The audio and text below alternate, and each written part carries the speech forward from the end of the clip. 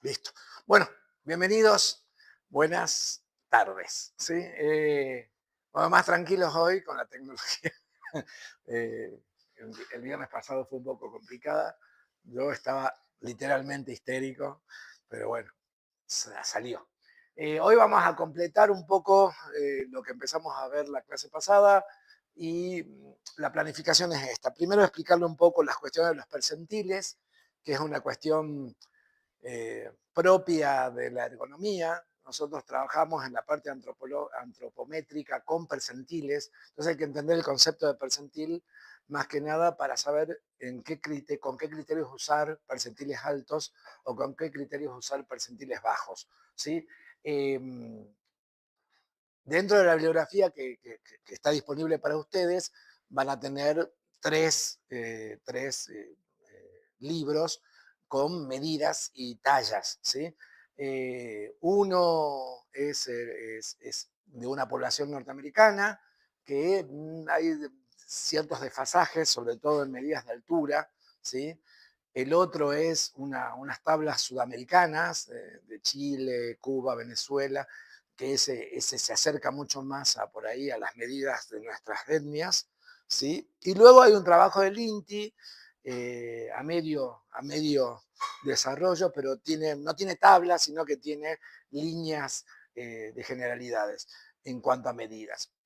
¿Por qué es importante el tema de la medida y la antropometría? Y porque diseñamos para una población real, con medidas reales, ¿no? Entonces, si bien hoy con el trabajo remoto podemos laburar para cualquier tipo de sociedad, no sé, podemos tener un trabajo y dar servicios para Italia, Indochina, lo que sea, bueno, siempre es bueno ajustar, sobre todo la cuestión antropométrica, a las medidas locales para quien estamos diseñando, ¿sí? Yo siempre digo, esto de la globalidad en algún sentido, eh, de la globalidad en algún sentido eh, es cierta, pero en otros sentidos, sobre todo con las cuestiones de medidas, no es tan así.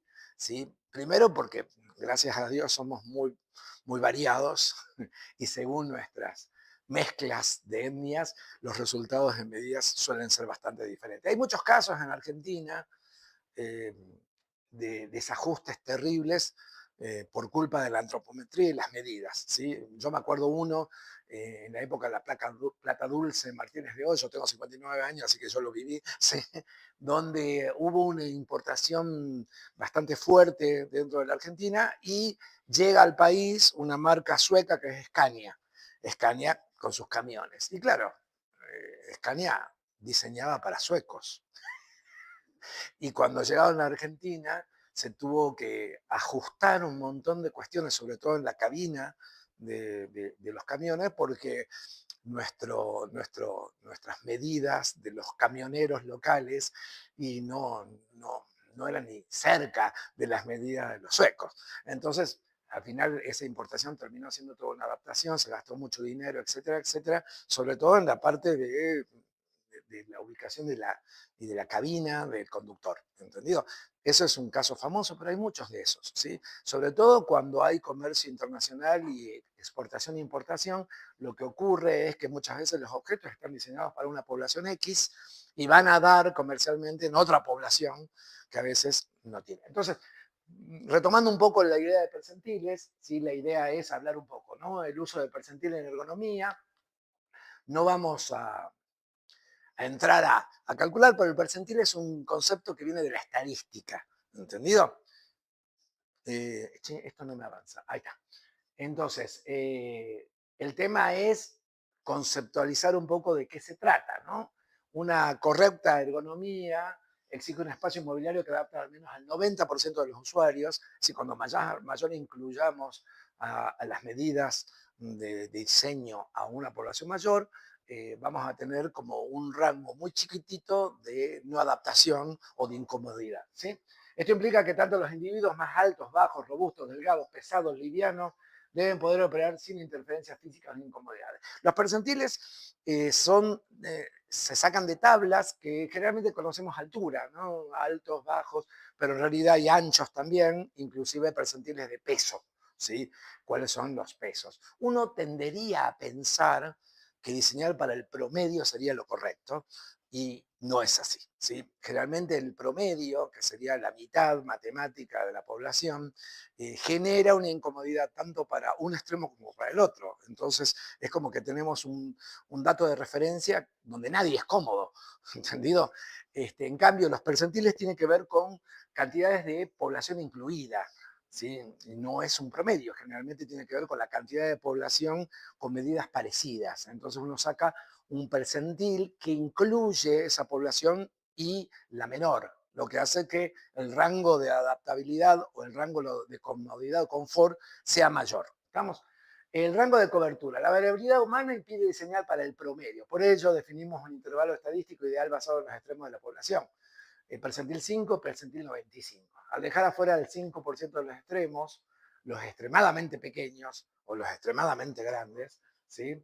Protegemos el 80% del margen central. ¿Estamos? El objetivo es la solución dada sirve al mayor número de personas, ¿sí? Por eso el percentil incluye esto, ¿sí? ¿Qué es un percentil estadístico? ¿Sí? Representa el porcentaje de individuos que tienen una medida corporal igual o inferior a un determinado valor. ¿Sí? Percentil 5, por ejemplo, indica el límite de dimensiones bajas. El 5% de la población mide menos que ese valor y el 95% es más grande. El percentil 95 indica el límite de dimensiones altas. El 95% de la población mide igual o menos y solo un 5% es más grande que esa medida, ¿sí? Incluimos más. Ahora, ¿en qué caso uso percentiles altos y en qué caso uso percentiles bajos? Uno tendería a pensar que, bueno, es todo muy matemático, pero no, tiene que ver con el criterio de lo que estoy diseñando. ¿Qué estoy diseñando? Y respecto a ese diseño, considerar qué percentil es el que se ajusta. ¿Sí? La distribución normal, las estaturas e intervalos físicos, sigue una campana gaussiana, diseñada para el promedio, 50, excluiría la mitad del espectro. Es lo que le decía. Uno tiende a pensar que el promedio es el ideal, pero no es así. En realidad es el menos adecuado, porque incluye la mitad de la población. Entonces es como que no conforma a nadie y no incluye a personas. Bueno, esto es una curva estadística para dar a entender cómo se mueven los percentiles dentro de estadística. Esto es estadística pura, ¿sí? La gente que estudia estadística esto lo maneja como el Padre Nuestro. Nosotros acá intentamos incorporarlo como un dato para la ergonomía, ¿sí? Ahí va. Ahora, sí. Percentiles altos. Percentil 95, 99. Generalmente, las percentiles que más se usan son los altos altos, 95 porque incluyen, y los bajos bajos. Se emplean para definir las dimensiones máximas y las holguras. Las holguras son los anchos, ¿no? Si yo tengo que definir un espacio en un avión, ¿entendido? Siempre voy a incluir un percentil alto. ¿Por qué? Porque solamente el 5% no va a caber. El 95% sí. ¿Se entiende? En ese caso uso percentiles altos. ¿Sí? Si yo pongo un percentil muy bajo, ¿sí? Solamente el 5% y para abajo incluye, y el otro 95% nunca va a caber en ese asiento. ¿Sí? Esto tiene que ver con el mobiliario, tiene que ver con los anchos, tiene que ver con los pesos, ¿entendido? Si yo diseño un percentil 95 en resistencia de peso para una silla, ¿sí? Cualquiera que pese menos se la banca. Pero si pongo un percentil muy bajo, ¿sí? Esa silla no aguanta. ¿Sí? Pasa mucho con las sillas de plástico. ¿Vieron las sillas de plástico? Generalmente las sillas de plástico tienen un percentil 25, que es el percentil de fabricación, ¿sí? De resistencia del material. Y la mayoría de las sillas de plástico en general no aguantan un peso que supera los 100 kilos. En general las patas empiezan como a hacer y termina como aplastado como una cucaracha. ¿Entendamos? ¿Pero por qué? Porque el material podría dar si trabajáramos con elementos estructurales morfológicos, pero para abaratar el material generalmente se trabaja con un percentil de 25 que no es lo ideal. ¿Sí? Por eso la mayoría de las sillas de plástico no son recomendables para, además que tienen una vejez muy fea, ¿sí? No son recomendables para una población demasiado variada. ¿Sí? Donde vas a tener muchos casos de gente que supere los 100 kilos, ¿entendido? Es seguramente peligroso, ¿sí? Entonces, se emplean para definir dimensiones máximas y holguras. El objetivo primordial es asegurar que la persona más grande y más voluminosa quepa físicamente en restricciones sin golpes. Ahora voy a la que sigue. Ahí está.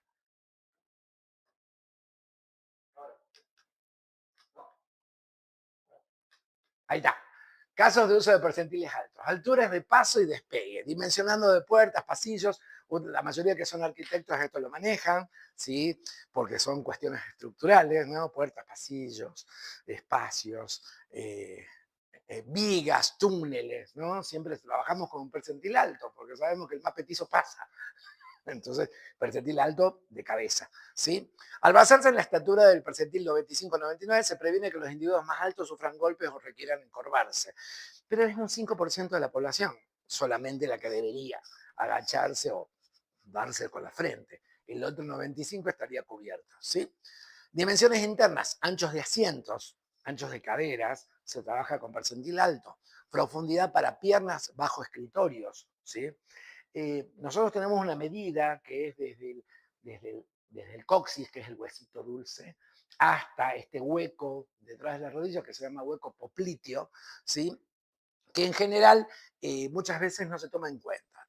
Y que esto tiene que ver, por ejemplo, con la holgura para los escritorios, la holgura para dónde llega. No sé si alguna vez les pasó de incrustarse en un lugar donde hay espacio para piernas, pero las rodillas chocan con algo y uno queda con una distancia a la mesa de laburo demasiado abierta, que es incómodo. Sobre todo si es un puesto de laburo, donde vas a estar mucho tiempo. Espacio interno en cabinas de vehículos, ascensores o paneles, lo mismo. Se trabaja con percentiles altos, tanto para alturas como para anchos y pesos, porque si un 95% para abajo está incluido, solamente un 5% no va a ajustarse. Resistencia de equipos, diseño de estructuras, sillas, camas, escaleras, ¿sí? Capaces de soportar el peso de las personas más pesadas. Cuando uno diseña un mueble, sobre todo un mueble de soporte es que contiene una persona, ¿no? Una silla, una cama, de pronto una mesa no, nadie se sienta en una mesa, ¿no? O por lo menos no debería, ¿entendido? Siempre que trabajar con percentiles altos con respecto a tablas de peso. ¿Estamos? Para saber que no hay ningún tipo de riesgo en el uso y que no podemos limitar el uso de ese objeto de soporte a determinada población. ¿Sí? Vamos con la que sigue. Ahí está. Acá les puse un ejemplo de un percentil 95, las separaciones o holguras que deben diseñar para la persona más grande. Si esta cabe, las más pequeñas también lo harán. Eh, yo este semestre di ergonomía en la universidad y el trabajo final de los chicos es encontrar una situación laboral o comercial muy, muy real y hacer primero todo un análisis de percentiles, un análisis ergonómico y detectar problemas y después proponer la solución. Y uno de los grupos trabajó con el teleférico de Salta, ¿sí? El teleférico de Salta, el que va al Cerro San Bernardo. Y no solo detectó un gran problema de percentiles, que son sillas sin separación, son sillas de apoyo, bancas de apoyo continuo, teóricamente para tres personas y tres personas en la cabina, y hasta 6 personas pueden estar contenidas en esta cabina, sino que 3 personas no entran, entran 2 y media. Había una mitad de un alguien que quedaba ahí medio, así. Y no solo eso, además detectaron que a pesar de que es un dispositivo turístico, se supone que vos pagás un teleférico para ver el paisaje, los asientos están enfrentados. ¿Qué quiere decir? Que vos ves a un desconocido al frente tuyo, en vez de estar mirando para afuera, que debería ser lo lógico. Bueno, eso no tiene que ver con la ergonomía, tiene que ver con el criterio. Es decir, si es algo turístico, debería estar mirando hacia el exterior y no hacia el interior, y menos a un desconocido que está enfrente, lo cual es muy incómodo, ¿entendido? Entonces, pero este tipo de dibujos nos da a entender que muchas veces esto se da por sentado. Normalmente la gente dice, no, más sí, le calculale un metro 10 que anda bien, ¿viste? A ojo, ¿eh? Y las medidas humanas hacen que en general esto deberíamos superarlo, ¿no? No hacer los cálculos a ojo, sino trabajar con tablas. Ya existen, ya no son difíciles de usar y tenemos acceso a ellas para poder trabajar. Ahora sigamos. Percentiles bajos. Se emplean para definir alcances de control y alturas operacionales. Alcances de control, ¿sí? Por ejemplo, una cabina de una motoniveladora, una pala mecánica que está llena de controles, una cabina de un avión. ¿Sí? ¿Estamos? Se trabaja con percentiles bajos. ¿Por qué? Porque si yo tengo un brazo largo y soy un lungo, lo mismo llego al botón. Pero si pongo un percentil muy alto, el petizo no llega. Imagínense la situación de los pedales de un auto. ¿Sí? Si nosotros trabajamos con un percentil muy alto, ¿sí? Pasa lo mismo. En cambio, un percentil bajo, obviamente todos llegan, inclusive el alto. ¿Sí? El objetivo primordial es asegurar que la persona más pequeña tenga acceso fácil. Si yo pongo mi pedal del automóvil a una distancia muy grande, el usuario pequeño de corta estatura no llega. Por lo tanto, no puede usar. ¿Qué es lo que pasaba con los camiones Scania? La mayoría de los dispositivos del camión estaban pensados para etnias suecas, donde las alturas promedio es 1,95 m, 1,90 m. Imagínate, nuestro promedio es 1,60 m. Tenemos ahí como un desfasaje de 30 centímetros. Imagínate lo que era el camionero tratando de llegar a los dispositivos de un camión Scania. Imposible. Entonces, la más pequeña tenga acceso fácil y cómodo a todos los elementos del puesto. Vamos a ver en qué casos tenemos esto. Alcance de mandos, no es el caso nuestro, vamos a diseñar muebles, ¿sí? Al menos que el mueble tenga algún tipo de dispositivo. ¿Sí? Hay algunos muebles que por ahí tienen una luz incorporada o tienen algún dispositivo de encendido para algún algo, no sé. ¿Sí? Pero bueno, los alcances deberían ser percentiles bajos para que cualquiera pueda llegar. ¿No? Posicionamiento de botones de emergencia, interruptores, válvulas, palancas críticas. El percentil 5, con brazos más cortos, alcanza, el 95 restante también lo hará. ¿Estamos? Entonces, acuérdense de eso, ¿no? En la facultad allá en Buenos Aires teníamos mesas con luz, ¿no? Mesas de luz, pues suena a mesita de luz del comedor, pero las mesas con luz son las mesas que usan los que hacen dibujos animados, ¿no? Son mesas con un plano con luz, con tubos, generalmente levemente inclinados, y esa tiene un encendido porque es la luz que tiene que dar, y en la facultad teníamos mesas que se ponían sobre mesones, pero en general eran bastante incómodos primero porque no encontrabas dónde se encendía, era como, y eso que era una facultad de arquitectura y diseño, lo cual era. Bueno, alturas de superficie, determinación de plano máximo para mesas de trabajo, consolas de pie, evitar que la mesa quede demasiado alta, esto lo vimos la vez pasada cuando habíamos visto posiciones pedestres, las alturas, ¿no? Y habíamos acordado que ninguna altura de posición debería superar el alto de codos, no debería superar, ¿sí? Siempre por debajo. Obviamente que lo ideal es, si está en posición pedestre, está a la altura de los codos, ¿estamos? Pero si no, por debajo, no, nunca por arriba, ¿entendido? Entonces ahí se usan percentiles bajos, ¿sí? Evita que la mesa quede demasiado alta para los brazos de una persona baja. Altura del asiento. Configuración de la altura mínima en asientos ajustables basada en la altura poplitea, que es esta distancia. ¿Sí? Vos tenés, yo me voy a poner así, esto es altura poplitea, que es al hueco, y esto es profundidad poplitea, del hueco acá. ¿Sí? Ese libro, el panero que está ahí dentro del material que ustedes tienen disponible, tiene toda una introducción. Antes de las tablas, que están de la mitad del libro para el final, toda la primera parte tiene una introducción que es muy piola que puedan leer. Sobre todo porque es muy útil, ¿no? El panero es un libro que tiene 7 ediciones, entonces lo fueron puliendo, puliendo, puliendo, y es como muy interesante cómo, cómo usa las medidas con criterios. ¿Sí? Eh, el P5, el percentil para evitar pies colgando o molestia circulación. Cuando uno tiene esa altura poplitea del piso al hueco, al hueco de la rodilla, que se llama hueco popliteo, y es demasiado corto, demasiado alto, yo soy petizo, por ejemplo. Entonces muchas veces cuando voy a lugares, hay veces que mis pies no llegan a apoyar sobre el piso. O queda ahí o queda en la puntita. Que eso lo que hace es presionar esta parte, que pasan muchos nervios.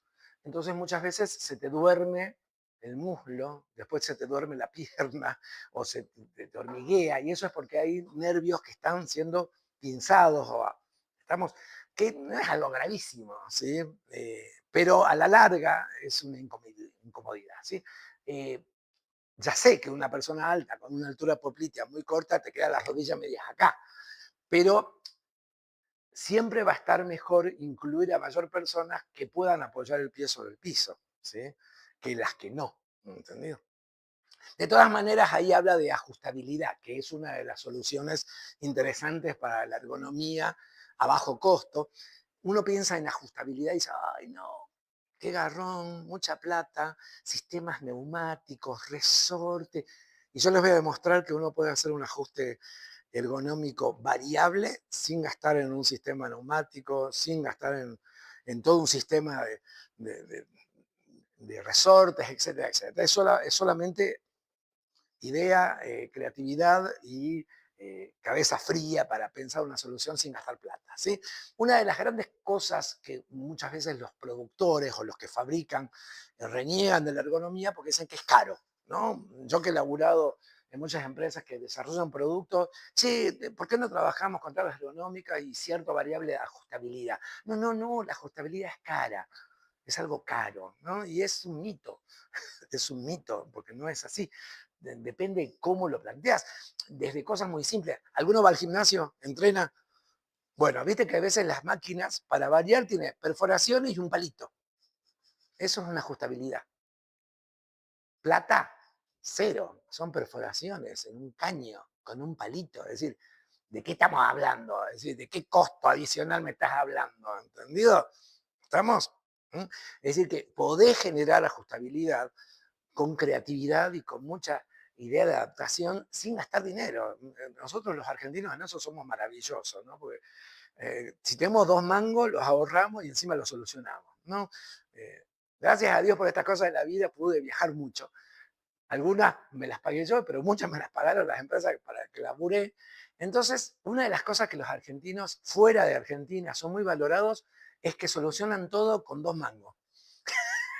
Debe ser porque tenemos cintura, ¿no? Hemos tenido tantas crisis y vueltas con el dinero que es como que si tenemos mucha plata nos arreglamos y si tenemos plata lo solucionamos igual, ¿entendido? Y eso es un valor agregado para el profesional argentino. En una de las experiencias estuve en el norte de Italia, en Vicenza, ¿no? Entonces entro a trabajar y la persona que era mi contacto me dice, mira, lo único que tenemos es esto, ¿no? Tener una Macintosh cuadrata del año del pedo, etcétera, etcétera, una impresora media cachilura. Y le digo, no, está todo bien, yo laburo con lo que hay. Deja, tenías que ser argentino. Y yo le digo, ¿pero por qué? Y no, porque cuando vienen los pasantes alemanes o franceses, entran y dicen, no, yo con esto no puedo trabajar. En cambio, ustedes vienen y se arreglan con lo que hay. Y sí, es un poco la mentalidad argentina que habla un poco de nuestra creatividad para solucionar sin un mango.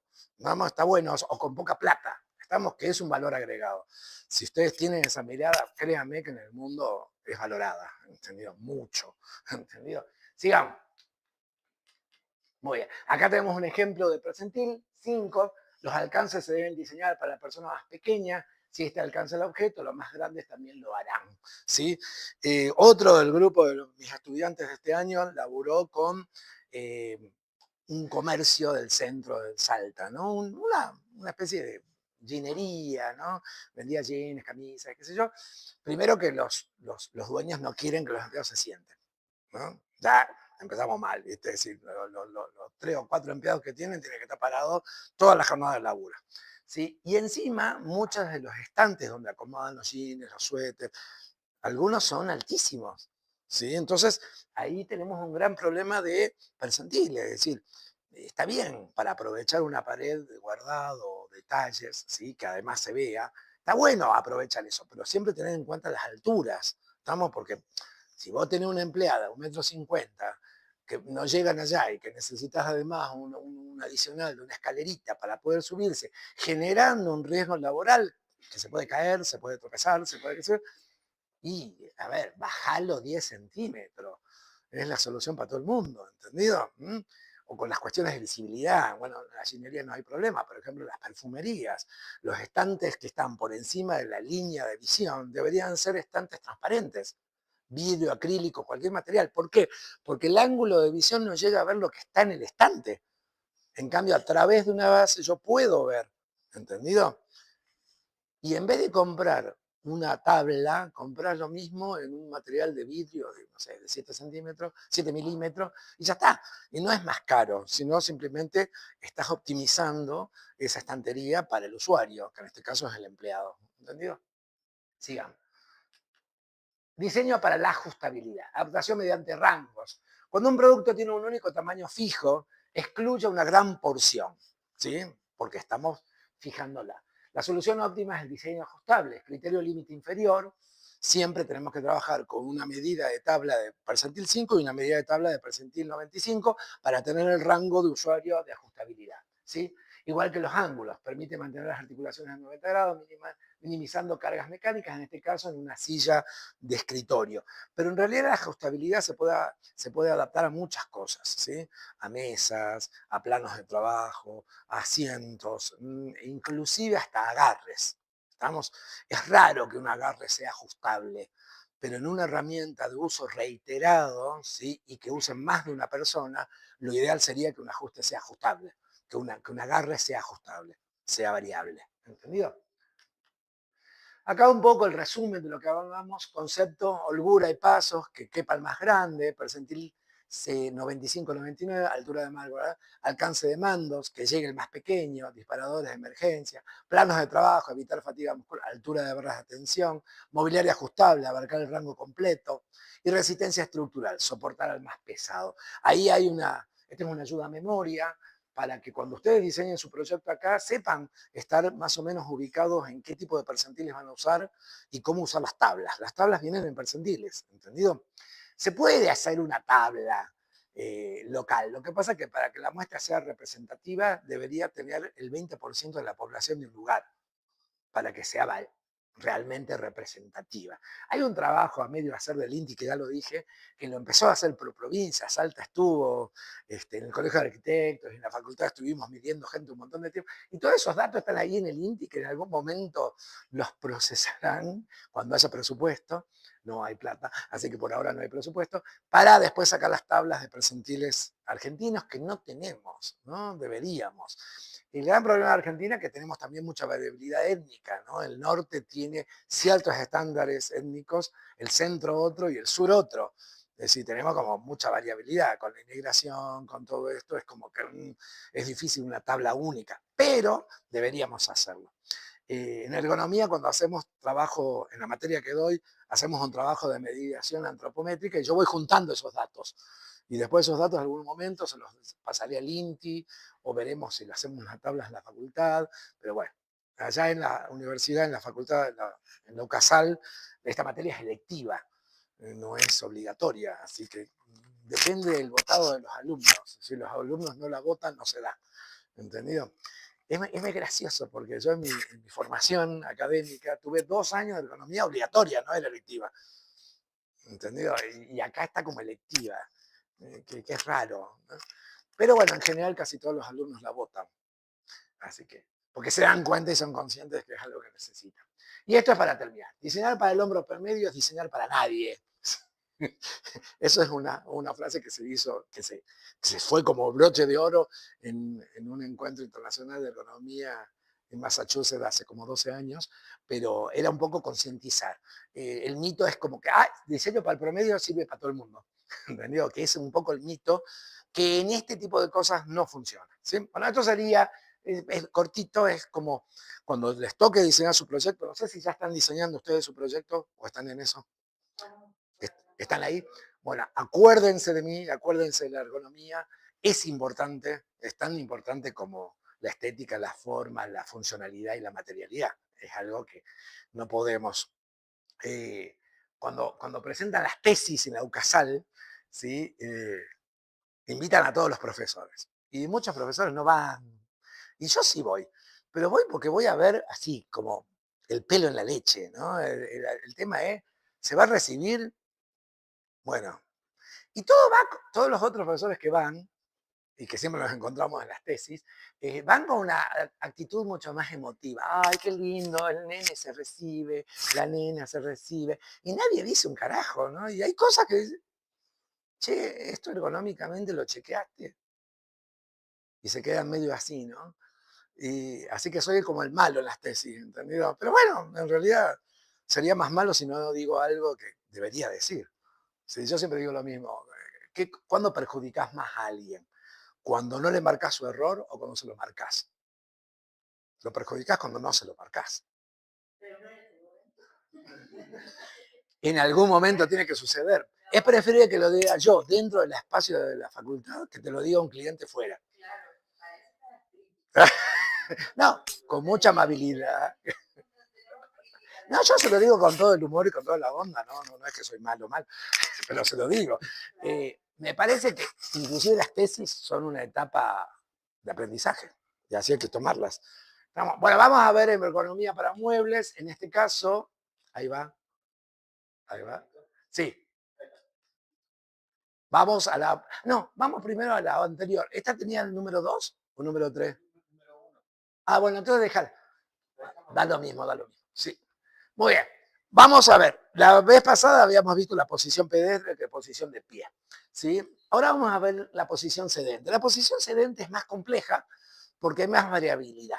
Depende de la relación entre el apoyo de la espalda y el apoyo del asiento, y esta variabilidad angular da como una amplia posibilidad de diseño. ¿Sí? Y además a eso se suma si tiene apoyabrazos, si tiene variabilidad de altura, etcétera, etcétera. Entonces, primero vamos a hablar un poco de las partes de un asiento, ¿no? Ahí hay un esquemita de una silla de oficina, entonces tenemos el apoyo cervical, que es el apoyo. Nosotros tenemos dos huecos, el hueco cervical y el hueco lumbar, ¿sí?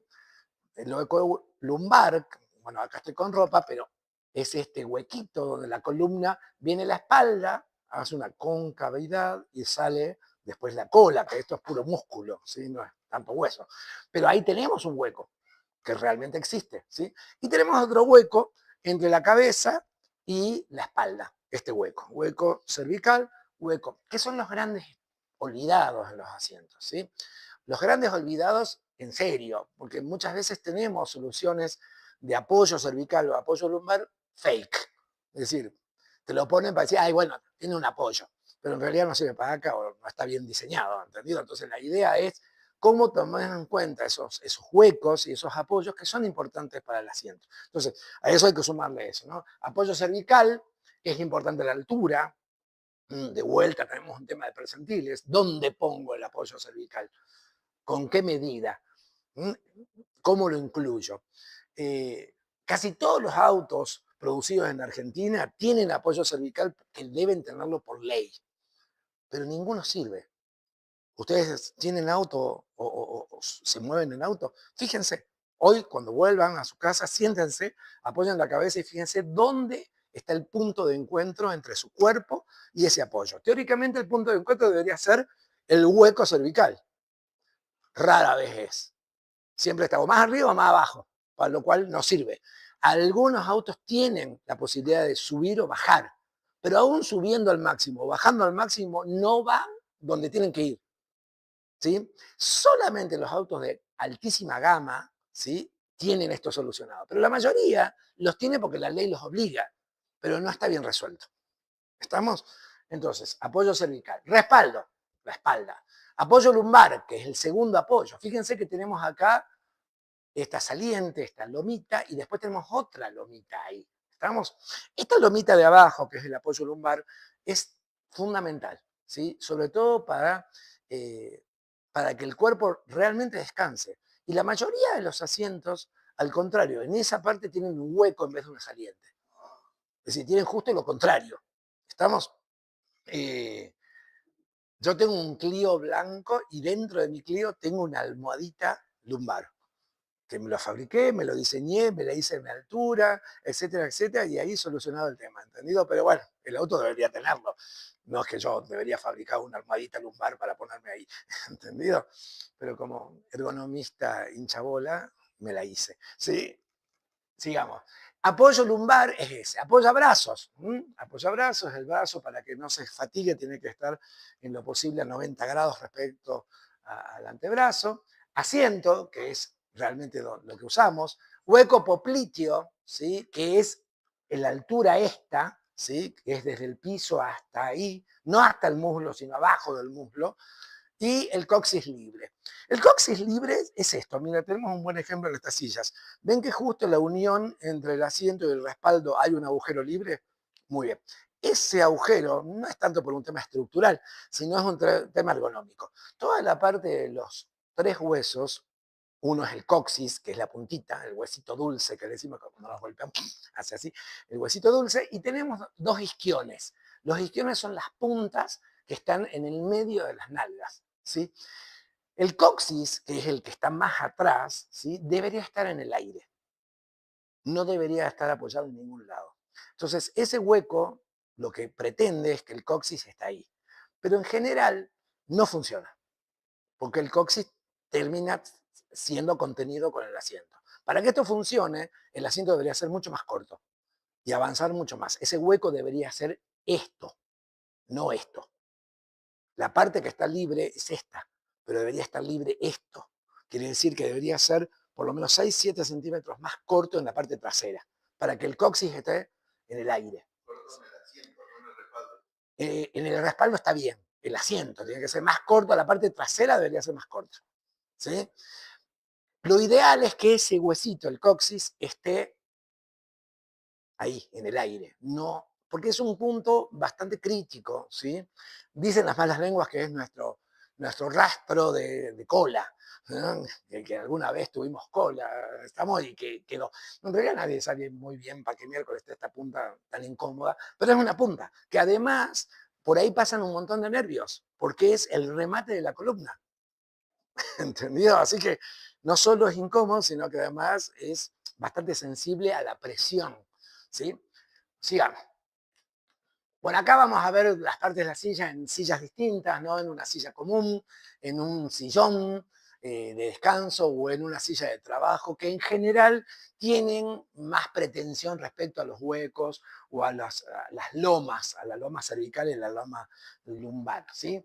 Pero hay que tener cuidado, ¿no? Yo veo muchas veces cuando voy a ver muebles así, las famosas sillas gamers, ¿no? Que vas a, oh, ¿viste? Vos decís, wow, un espectáculo, algunas tienen luz, pero ergonómicamente son una cagada, les cuento. Sí, hay como que, hay que ver, ¿no? Una cosa es la parafernalia estética que te venden y otra cosa es el ajuste ergonómico, ¿entendido? Que son dos cosas a tener en cuenta.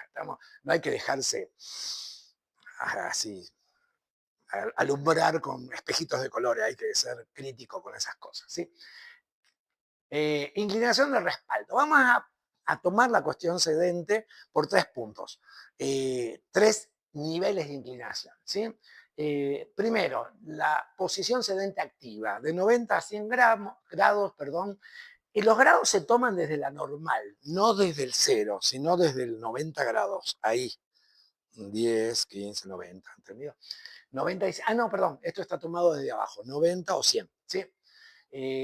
Ideal para trabajar. ¿Qué es? Desde abajo. Desde abajo acá tenemos 90 y de ahí tenés 100. Sí. No, lo digo esto porque hay otros libros que lo toman desde la normal. Entonces son 10, 15, 20. ¿Sí? Pero esto lo está tomando desde abajo. Sí, lo hice desde abajo para que no sea confuso para ustedes. Al final lo estoy confundiendo yo. Sigamos. ¿Qué es una posición sedente activa? Es una posición donde estamos sentados, pero estamos totalmente con nuestra mente y nuestra actividad de atención totalmente vigilia, en vigilia 100%.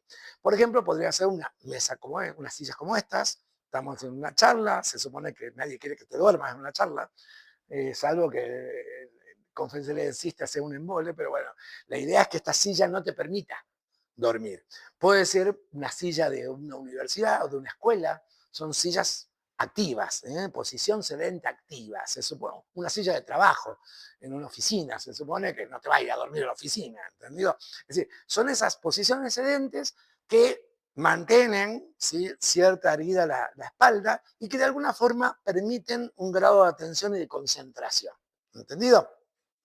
Yo quiero decir dos cosas. Primero, una, la ergonomía no soluciona los tiempos laborales, ¿no? La ergonomía prevé y optimiza un objeto, Pero por el otro lado está la ergonomía psicológica que tiene que ver con los tiempos de descanso, etcétera, etcétera. Es decir, que deberían estar de la mano, ¿no? Es decir, yo puedo darte una condición laboral perfecta, o un escritorio bárbaro, una silla perfecta para tu trabajo, pero si no te doy un descanso cada 2 horas, esto no funciona.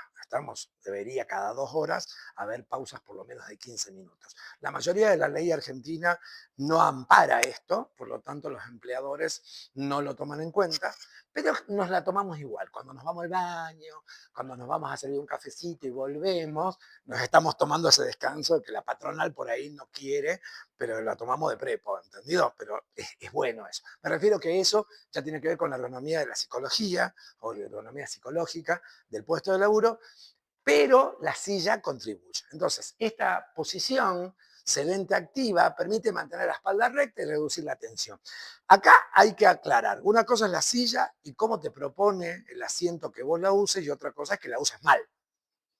¿Entendés? Esta silla, si yo me siento en el borde de la punta, si en vez de tener todo mi tope de asiento justo en el respaldo y voy adelantándome, y la silla no hace milagro, vas a tener problemas posturales, vas a tener problemas de, que es lo que pasa en la universidad, los chicos se sientan y te terminan durmiéndose, cayéndose, etcétera, etcétera, porque en realidad hay un mal uso del objeto, ¿sí? Pero eso ya tiene que ver un poco con la educación, ¿entendido? Entonces, esta silla, para que funcione como una silla activa, ¿sí? Tiene que estar al tope del respaldo, es decir, la cola chocando con el respaldo para que esto funcione de esa manera. ¿Sí? La segunda es la posición sedente reclinada, un ángulo común en sofá que ofrece un buen equilibrio entre soporte y comodidad. Tenemos inclinación de 110 a 120, ¿sí? Y ahí tenemos una semi-descanso, depositamos el peso en más puntos. La clave acá en las posiciones sedentes es que ¿dónde cae el peso? ¿Sí? Cuando estamos con la espalda rígida, todo el peso cae en el asiento, es decir, coxis, ¿sí? Las dos puntas de la cadera, ¿sí? Eh, y toda la parte muscular de la cola y los muslos, ¿entendido? A medida que esta inclinación va subiendo, ¿sí?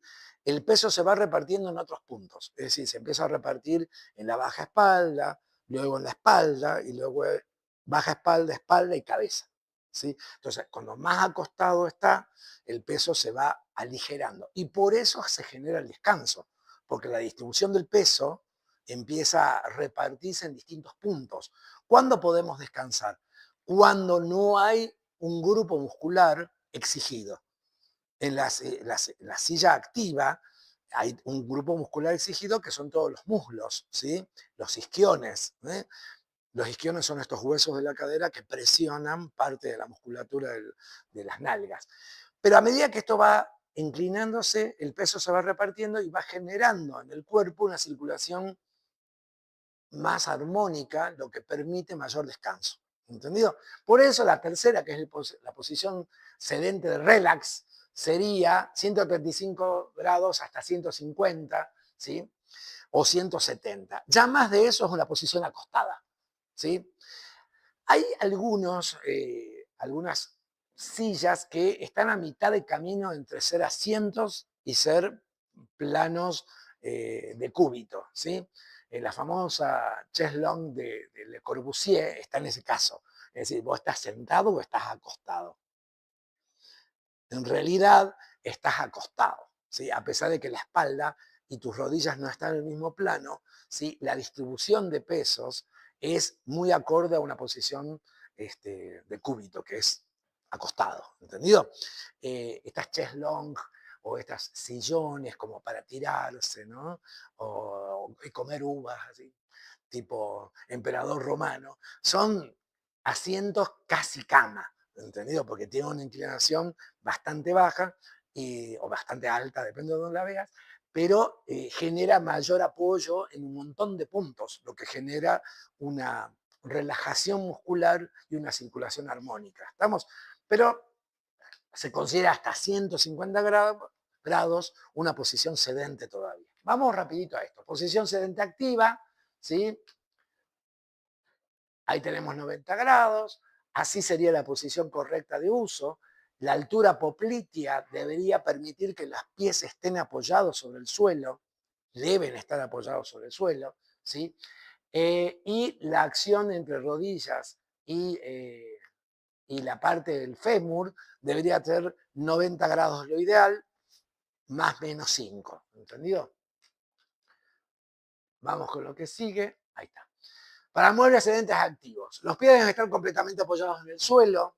Estas son cosas si van a diseñar sillones, si van a diseñar asientos, si van a diseñar bancas, ¿sí? Por ejemplo, esa tiene una altura poplitea demasiado alta, para mí, por ejemplo, ¿entendido? ¿Mm? Obviamente la han hecho para que el cubo encaje, pero el cubo tiene una altura poplitea correcta, mientras que la banca que contiene el cubo no, es demasiado alta. La distancia, esta, es demasiado alta, ¿sí? Lo ideal es que los pies estén completamente apoyados. Obviamente no es lo mismo una silla para un bar que una silla para una oficina, ¿entendido? Todo esto también hay que cruzarlo con el tiempo de uso, ¿entendido? Entonces, estos son lo ideal, ¿no? Son indicaciones ideales para asientos que van a reducir mágicamente el tema de la fatiga, de los pinzamientos, etcétera, etcétera. Ahora, puede ser que un bar haga una silla incómoda a propósito para que haya más rotación. Puede ser que un bar no le interese que vos estés sentado 4 horas chupando una cerveza. Entonces te hacen una silla que a veces ni siquiera es acolchada para que a la hora y media vos ya no sepas cómo sentarte y digas, che, vamos a otro bar, ¿entendido? Que las hay, como las brujas, ¿entendido? Es decir, uno dice, ay, no, un dueño de un bar no va a hacer esto. Y uno no entiende por qué hay bares que tienen sillas de madera, sin ningún tipo de acolchado, para que haya más rotación. A nadie le interesa tener un grupo de 6 personas consumiendo 2 cervezas 4 horas. ¿Entendido? Entonces, por algún lado hay que echarlos, ¿entendido? Y una de las más efectivas son estas cuestiones. ¿Nunca les pasó hoy un bar donde te sentás con un grupo de amigos y decís, bueno, vamos a pasar una velada escuchando música, qué sé yo? A los 40 minutos te sentás con un cachete. A los 10 minutos más cambias el cachete. Después medio como que te sentés de coté. ¿Viste? Ya el último no sabes ni cómo carajo sentarte porque ya no das más. Ya todas las posiciones habidas y por haber las quemaste y ya no. ¿Entendido?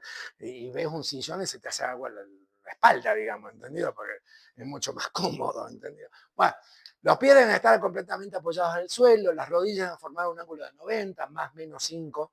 La distancia entre bordes del asiento y la parte posterior de la rodilla debe ser de 5 a 10. Esto, bueno, estoy acá en la cámara, si yo me siento, la distancia entre el hueco popliteo y el inicio de la silla tiene que haber entre 5 y 10, libre. Es decir, la silla no tiene que darte en el hueco popliteo, no tiene que tocar el hueco popliteo. Para eso es un tema de profundidad de asiento. Yo me tengo que sentar y tiene que haber un aire entre mi hueco y donde comienza la silla o el asiento. ¿Se entiende? Y lo ideal es entre 5 y 10. ¿Estamos? Cualquier punto donde ese grupo muscular tenga presión va a generar un pinzamiento de nervios. Y eso a la larga genera todo lo que viene. Primero se te duerme la pierna, después hay un cosquilleo, un hormigueo, después calambre, etcétera, etcétera, etcétera. ¿Entendido?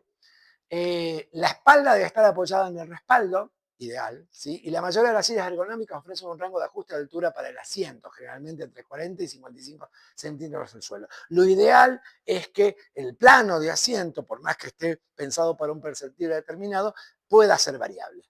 Una variabilidad por lo menos de 5 o 10 centímetros de variabilidad en los asientos activos, ¿sí? Acá un poco lo que les contaba, ¿no? Estos son los isquiones, ¿sí? Que son la terminación de la pelvis, estamos, y que son los primeros que generan pinzamiento. En el medio está el coxis. Ese es el coxis, estos son los isquiones. El coxis está por detrás de los isquiones, ¿sí? Acá están los isquiones, esto es el coxis, ¿sí? Pero es una zona que en general es problemática. En los asientos activos suelen ser una de las partes óseas y con toda la musculatura y los nervios que más sufre. ¿Entendido? ¿Cómo se soluciona? Gran parte por el coxis aéreo se llama, que es el coxis en el aire, que no tiene apoyo, ¿sí? Tengan en cuenta esto. Uno de mis alumnos en la facultad dice, ay, profe, ahora veo todo distinto. Me voy con mis amigos al bar y veo la silla. Y veo, bueno, de eso se trata, ¿no? Los que somos diseñadores, yo les digo, no podemos ver el mundo como cualquier mortal. Vemos más. ¡Ah! Tengo que ver más. Uno va y dice, ah, esto está mal la cosa. Bueno, pero de eso se trata. Estamos, lamentablemente, gran parte de las cosas que nos rodean no tienen ajustes ergonómicos y es más, nadie ni siquiera pensó su ergonomía. Esto parece bastante raro, pero es así, ¿entendido? La ergonomía nace con Styling en 1930, con Henry Dreyfus, y de ahí en esta parte, en muchos países, se sabe, pero no quiere decir que se practique. Se sabe, pero no quiere decir que se ejerza. Es un tema que si uno empieza a ser observador, como diseñador que es, te vas a dar cuenta de muchísimos desajustes y un montón de cosas que podrían ser mejores. Y no necesariamente encareciéndolas, que ese es el gran problema a veces. Sí. Sí. El punto que debería estar en el aire es este, es el coxis.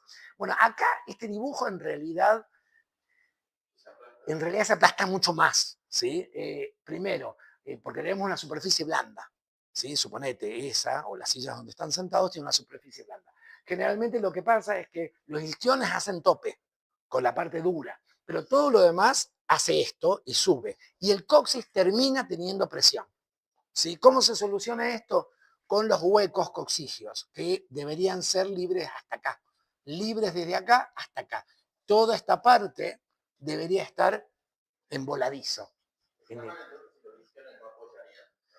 Los isquiones sí o sí pueden apoyar porque tienen que apoyar porque son parte de la cola, digamos. Ah.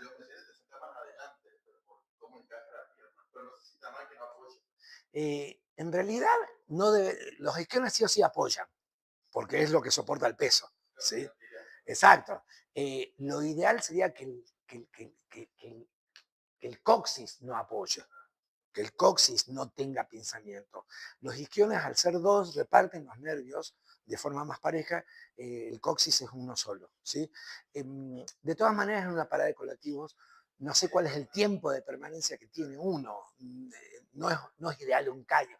Yo me acuerdo de una foto de un equipamiento para un parque, creo que era en Montreal, que eran caños.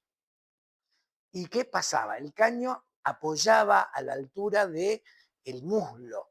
Tanto los isquiones como el coxis quedaban en el aire. Ahora, la superficie de apoyo era casi tangencial, lo que hacía que en el muslo ahí se pinzaban un montón de nervios que iban hacia los pies y la rodilla. Es decir, por ahí pasa todos los cables, digamos, ¿sí? Y entonces, si bien era ideal porque la parte coxigia estaba en el aire, la presión en un punto era demasiada, sobre todo en un peso normal de 80, 70 kilos. Quiere decir que para un parque donde se supone que vos te sentás para distenderte y disfrutar de la naturaleza, no era bueno. Pero para una parada de colectivo, creo que puede ser. Bueno, no sé bien cómo es la frecuencia acá en Jujuy, pero uno no esperaría más de 20 minutos un colectivo, más o menos. Estaríamos dentro de un rango de soporte, digamos. ¿Sí? Vamos con este. Ahí va. Ahí está. Muy bien, altura. Altura poplitea del percentil específico, altura regulable. Esta es la altura poplitea, ¿sí? Si la mesa es regulable la altura, primero regula la altura de la silla, después la mesa. Si es raro que tengamos que las dos sean regulables, generalmente en nuestro país tenemos más posibilidades. Esto, por ejemplo, en el caso de una oficina. Hay más casos de sillas regulables que de escritorios regulables, ¿sí? Por un tema de planos y de apoyo, ¿sí? Esta es una regulabilidad común al neumática o con resortes, ¿sí? Pero acuérdense que también puede ser de otro tipo. Lo ideal es que siempre esta altura sea ajustable y si no, trabajar con un percentil muy ajustado a una población real. ¿Sí? Hueco popliteo, lo que les decía del hueco, ¿no? Este es el hueco popliteo. Nunca el asiento debe tocar o pinzar el hueco popliteo, siempre tiene que haber una altura. Uno de los grandes problemas de las sillas de diseño, entre comillas, ¿sí? Es que generalmente los asientos son muy anchos y muy largos. ¿Sí? Nosotros, por ejemplo, estas sillas blancas, ¿no? Vamos a hacer una crítica al Colegio de Arquitectos. Estas sillas blancas tienen un plano demasiado profundo. ¿Sí? Debería ser por lo menos unos 15 a 20 centímetros más corto y sería muchísimo más confortable. ¿Sí? Debería ser un poco más de la mitad, pero es suficiente. ¿Sí? Sigamos. Ahí voy con este. Muy bien. Inclinación. La inclinación, 95-105, nunca menos de 90, nunca esto, obviamente.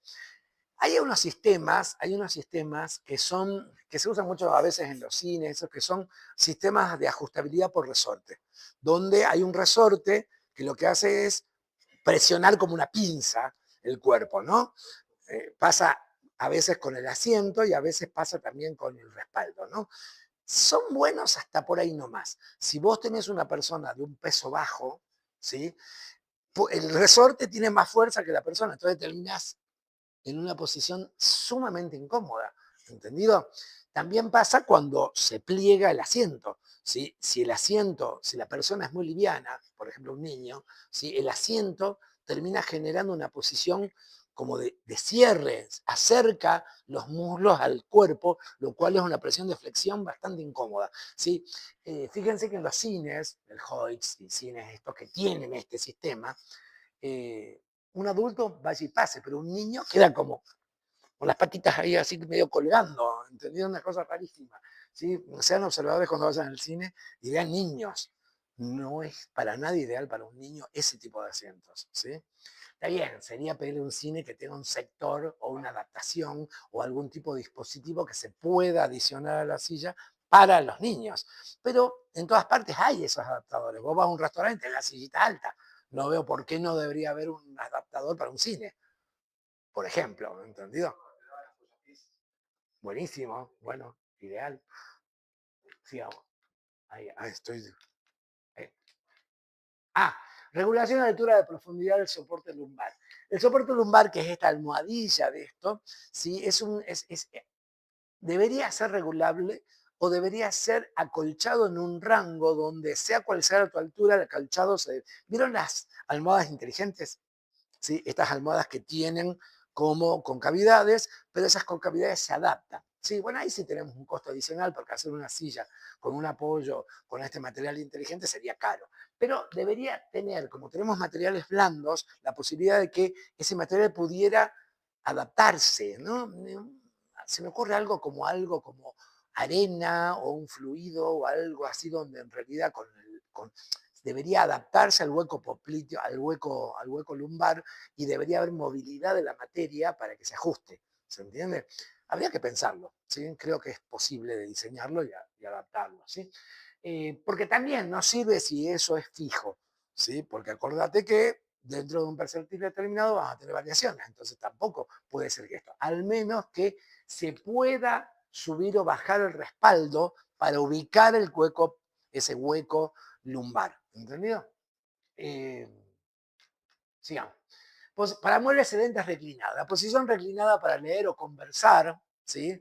En esta posición, bueno, en esta posición reclinada, si bien es una posición de descanso, es una posición de descanso que puede ejercer cierto nivel de atención, como puede ser ver televisión, puede ser charlar, ¿sí? Etcétera, etcétera. Es decir, hay una posición donde hay un cierto nivel de relax, porque el peso se distribuye más hacia la espalda baja, pero todavía tenemos un cierto grado de atención. Hay gente que se duerme en cualquier silla, pero bueno, uno cuando ve tele, la idea es estar cómodo, no dormirse, pero tampoco estar con el respaldo a 90 grados, ¿entendido? Es decir, se supone que es una acción de disfrute, ves la tele, la disfrutas y deberías estar un poquitito más distendido.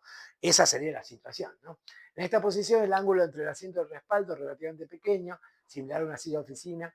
Un ángulo alrededor de 95-105 es ideal para tareas que requieran algo de atención, como leer un libro, mantener una conversación, ya que proporciona un buen apoyo a la espalda sin dejar que el cuerpo se relaje por completo. Es decir, te doy cierta dosis de relax, pero seguís prestando atención, viendo la película, atendiendo una conversación, una charla, lo que sea, o leyendo un libro. ¿Sí? Las poltronas de libros tienen inclinación de 115, ¿sí? Son estas que tienen, son estos sillones grandotes que son ideales para leer, ¿no? No son 90 grados, tienen 115 y son bastante cómodas para leer. Es una posición donde no te dormís, porque no te permite el asiento, pero podés mantener una atención fija, ya sea en tu tablet o en tu libro o en tu ebook o lo que quieras. La altura ideal del asiento del sofá se considera que debe ser el menor al menos de 40 centímetros. Muchos sofás tienen asientos que van de 40 a 50. Ahí voy a parar un ratito. En la historia del diseño hay muchos muebles que han superado para abajo esta medida y que han tenido vida corta, porque nadie se quiere sentar al ras del suelo, por más que tenga una posición muy cómoda. ¿Cuál es el problema de sentarse en alturas que son menores de 40 centímetros? El problema es pararse. Sentarse está todo bien. ¿Nunca les pasó esos sillones que son hiper recontra cómodos? Vos te tirás así y decís, ¡ah, qué placer! Ahora cuando querés parar tenés que, che, alguien me da una mano, o tenés que tener un respaldo, algo, un punto de apoyo medio como para que, porque es una goma pararte, ¿sí? Estás tan cerca del piso que el esfuerzo físico, o tenés que tener un estado físico de la puta madre con unos abdominales así como, ¡ah! ¿Entendido? O necesitas que alguien te tire una soga, porque no te podés parar fácil. Hay dos casos. El famoso sillón Sacco, que se diseña en Italia en los años 60, dentro del pop. Estamos todos locos en el pop. El sillón Sacco, lo conocen, es como una bolsa que tiene una manija y que es un saco literal lleno de, ahora bolitas de telgopor, pero en esa época era goma espuma. Entonces vos lo tirabas y ¿qué era lo lindo? Que vos te sentabas y era como que se adaptaba a vos, pero tu cola quedaba casi a 15 centímetros del piso. Todo bárbaro, vos decías, wow, se adapta a mí, qué lindo, qué sé yo, te sentís Gardel, ahora tenés que pararte del saco, del sillón Saco, tenés que pararte, está guapo pararse de ahí, ¿entendido? No es fácil, ¿entendido?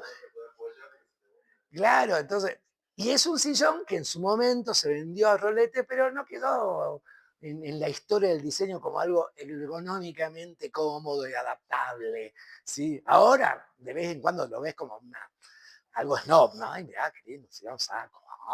Pero, viste, yo que tengo mi edad, ya ni en pedo me siento en un sillón Saco, necesito una grúa para que me paren, ¿entendido? Es decir, es muy incómodo desde lo ergonómico. ¿Estamos? Pasa también, eh, habían diseñado en Salta, vieron que ahora están de moda estos festivales de rock en el medio de las canchas, así con lugares así abiertos, unos sillones de eh, plástico reforzado con fibra de vidrio, que eran muy lindos, pero eran repetizones, y eso que estos recitales va gente joven, ¿no? Y terminaron como no usándose porque la gente le costaba mucho incorporarse. Durante el recital todo bien, eran fáciles de apilar, eran livianos para llevar y traer, pero el tema era que la gente se sentaba y después, si encima te chupaste unos bebiditas o algo así, tenías que hacer un curso para levantarte de estos asientos, ¿no? Muy lindo el diseño, pero ahí quedaron todos amontonados. Bueno, sí. Fíjense que cuando hay inclinación, generalmente el asiento también acompaña, ¿no? La inclinación. Sí, eso tiene un percentil bastante bajo y ya esta altura, que estamos hablando de 20, 23 centímetros al piso, ya es complicada. ¿Estamos? Son lindos porque son muy cómodos, ¿sí? Pero hay que prever puntos de apoyo, ¿sí? Muchas veces los apoyabrazos son los puntos de apoyo, pero si no tenés apoyabrazo, vas muerto. ¿Sí? La altura óptima dependerá de la estatura de los usuarios. Las personas más altas pueden preferir un asiento más alto para una mejor ergonomía, mientras que las personas más bajas pueden sentirse más cómodas con una altura menor. Es importante que al sentarse no se necesite un gran esfuerzo para levantarse. ¿Sí? Acuérdense que todo mueble tiene una accesibilidad, pero también tiene una posición de despegarse del mueble, ¿no? Generalmente los muebles y los objetos en general siempre son muy pensados en el momento de acceder. ¿Cómo accedo a ese objeto? ¿No? ¿Cómo, cómo me contacto con ese objeto? ¿Cómo establezco una relación con ese objeto? pero muchas veces nos olvidamos de lo contrario, de cómo me desprendo de eso. Estamos en que los asientos son importantes, ¿sí? Bueno, acá tenemos asientos, entonces 120 grados en este caso, un sillón, esto es una poltrona de estudio. Las poltronas tienen apoyo lateral, ¿sí? Para los hombros, ¿sí? Yo quiero una poltrona, me quiero comprar una. Para muebles sedentes, descanso, reglas. La inclinación ideal para reposeras o asientos de descanso no es una medida única, sino un rango de ángulos que se ajusta a diferentes actividades y preferencias personales. La clave de un buen asiento de descanso es su capacidad para ser ajustable, permitiendo al usuario encontrar la posición más cómoda y beneficiosa. Las reposeras y asientos de descanso suelen ofrecer varias posiciones que se pueden agrupar en posición de relax o descanso ligero, entre 15 y 135, ideal para la relajación, ver la televisión o simplemente tomar una siesta corta. Esta posición distribuye el peso de manera más uniforme en la espalda, reduce la presión sobre la columna vertebral y mejora la circulación sanguínea. Posición de gravedad cero o tumbada. Muchas reposeras modernas, especialmente las ergonómicas, están diseñadas con un concepto de gravedad cero. En esta posición, el cuerpo se reclina casi por completo y los pies se elevan al mismo nivel que el corazón o un poco más arriba. Esto tiene múltiples beneficios. Eh, Nosotros biológicamente eh, caminamos en dos piernas, pero anatómicamente estamos preparados para caminar en cuatro, ¿sí? Esto es una realidad, ¿sí? Por eso muchos de los grandes problemas que van avanzando sobre la vejez tiene que ver con gran presión sobre las piernas, entonces empiezan a aparecer las varices, empiezan a aparecer problemas en la pisada. La mayoría de los adultos que hemos superado los 40 años tenemos problemas en la pisada, por ejemplo, porque te exigimos demasiado las piernas. Primero porque somos bichos cuadrúpedos que hemos mutado a bípedos, ¿entendido? ¿Esto qué quiere decir? Que muchas veces una de las posiciones ideales de relax es que las piernas superan la altura del corazón, para que la circulación pueda recuperar y empezar a bombear hacia otras regiones y alivianar y aligerar la presión sobre las piernas, ¿sí? Que esto es interesante, que en la gravedad cero ya vamos a ver unos ejemplos suecos que son muy buenos, ¿sí? Fíjense, por ejemplo, esto es una silla de relax, pero no es una cama. Estamos en una posición donde tenemos una angularidad, en este caso de 150, tenemos apoyo lumbar, hay un semi-apoyo, perdón, apoyo cervical, apoyo lumbar, y las piernas caen en curva, lo cual es bastante interesante. Sería más interesante si habría más énfasis en el ángulo de las rodillas y las piernas terminarían estando a la altura del corazón o levemente por encima, ¿sí? Sugerencia para una mejor ajustabilidad, ¿sí? Lo que decía, no es algo imposible ni es algo tan caro. Alturas, profundidades, inclinaciones y la basculación. ¿Qué es la basculación? Son estas superficies que en realidad no son fijas, ¿sí? Hay mucha en la historia, inclusive en Bauhaus hay un sillón basculante donde está soportado en dos ejes donde la posición no está fija, ¿sí? Y esto permite cierta angularidad adaptada al percentil, ¿sí? Según tu altura, la posición del asiento va variando. Estamos, yo me acuerdo las reposeras cuando yo era chico, eran como una estructura de madera con una tela. No sé si vieron esas reposeras de antes, ¿sí? Ahora son como más sofisticadas, pero era una tela. Tenía sus pros y sus contras. El pro era que era basculante. De alguna forma, para cualquier tipo de percentil, vos encontrabas el lugar donde poner la cola para que tu espalda, porque no tenía una posición fija, una angularidad fija, sino que vos podías posicionar tu cola, o más adelante, más atrás, más atrás, más arriba, si querías, ¿entendido? Lo malo es que olvídate de cualquier tipo de protuberancia, ni cervical, ni lumbar, porque era una tela, ¿entendido? No había nada. Pero podría combinarse algo así, una tela con almohadillitas de tela que puedan tener velcro, que se puedan desplazar. Estoy dando ideas de diseño. Estamos, algo que se pueda ajustar, una protuberancia cervical, una protuberancia lumbar, adaptada a algo basculante, que sería algo interesante. Vamos a ver, para terminar esta parte, algunos, algunos ejemplos de asientos. Miren, esto es un asiento diseñado por un sueco, ¿sí? Que se llama asiento para toda la vida. Es un asiento bastante sonso, ¿sí? Porque es un ángulo de madera, ¿sí? Es un cuadrante de madera que tiene perforaciones donde se van ajustando las distancias popliteas. Entonces lo tenemos acá como soporte de la curita y lo tenemos acá el mismo chico con 23 años ahí, universitario. Bueno, no hay sistemas neumáticos, no hay sistemas de resortes, ¿no? Es diseño, simplemente diseño, ¿sí? Algo que se ajusta de forma correcta, simple y barata. Vamos a ver otro. Bueno, estos son asientos, entre comillas, ¿sí? Son asientos, sí, pero en realidad desafían el concepto de asiento. Entonces lo que tenés es un plano inclinado, el tope está dado en las rodillas, tu peso se distribuye en dos puntos, rodillas y coxis, ¿sí? Lo que hace que sea menos exigido para la parte del coxis, ¿sí? Y es una posición que te obliga a tener la espalda derecha. Exacto, es una activa, por eso se usa mucho, mira, esto es una chica arquitecta haciendo su tablero de arquitectura, ahí con el apoyo en la mesa, ¿sí? Bueno, esto comercialmente existe, en Europa se usa mucho, en Argentina poco, se comercializa, lo podés buscar, ¿sí? Y además los tiempos de fatiga son más largos, es decir, llegan con más espaciados, ¿sí? Em, y además ayuda un poco a todo lo que es la digestión. Por ejemplo, gente que labura en horarios de corrido y que come en su trabajo, uno de los grandes problemas es que después de comer te agarra una fiaca que no querés laburar porque está todo concentrado ahí. Generalmente este tipo de posición, ¿sí? Lo que hace es fluir todo, toda la digestión de una manera mucho más natural, ¿sí? Bueno, esto es algo parecido, ¿sí? Solamente que es basculante. En este caso tenemos el apoyo no como un tope de rodilla que podría generar una presión, sino en la pierna, ¿sí?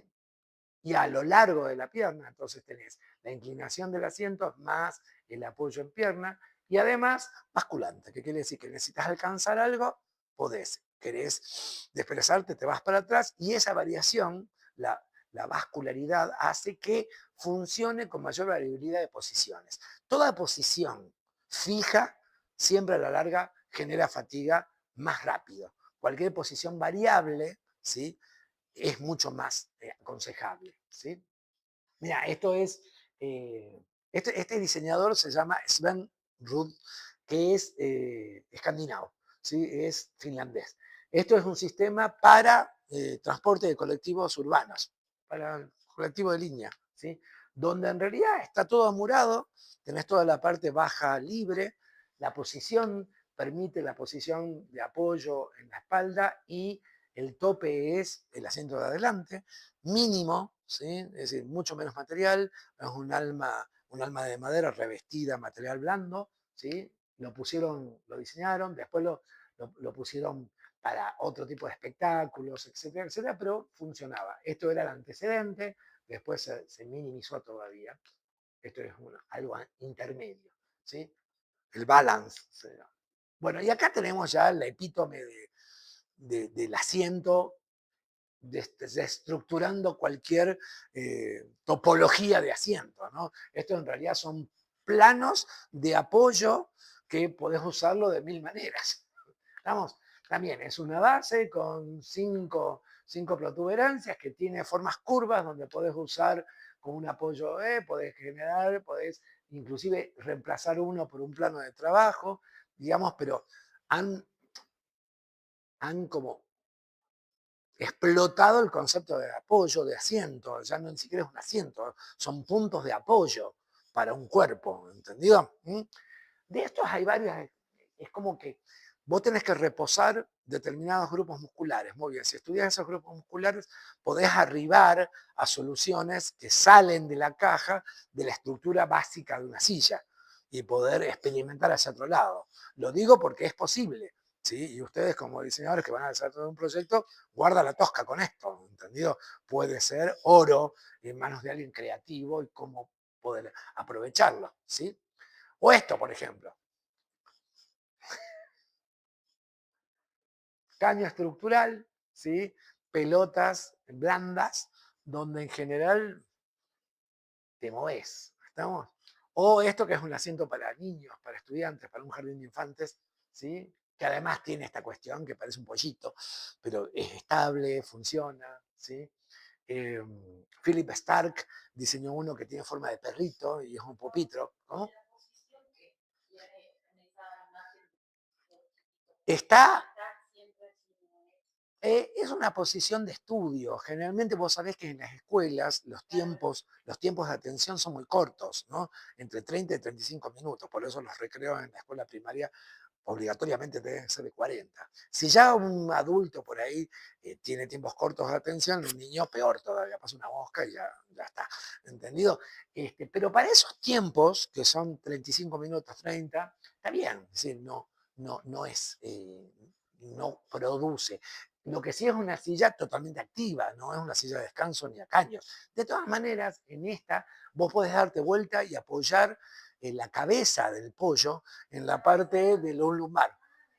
Podés, bueno, no traje esa foto, pero también hay chicos sentados al revés, inclusive en rueda, si tienen que hacer actividades en grupo que se tienen que ver la cara. Entonces están sentados a horcajadas al revés. ¿Sí? Bueno, y esto es lo de gravedad cero que les contaba, que es una experiencia interesante, que se está ahora, esto es un poco lo último en asientos, en diseño industrial, que son estas superficies de varios apoyos, tuc, tuc, tuc, tuc, y que generan, según cómo está la posición del asiento, una posición activa, una posición de semi-relajo, una posición de relajo. ¿Podés echarte una siestita? Sí, si la usás en este asiento. Si la, Obviamente uno lo ve y dice, de acá me caigo y me rompo el alma. Te da la sensación de que te vas a ir la mierda o no. ¿Sí? Sí, chao, perdí. Bueno, en Colombia yo me senté en algo parecido a esto. Hechizo con caño y soldadura, ¿viste? Perfil de hierro, que era más peligroso todavía porque era perfil de hierro y tenía como unas tiras de cuero. Y te digo que cómodo, no me caí, ¿sí? Porque es bastante alto, eh, pero bastante.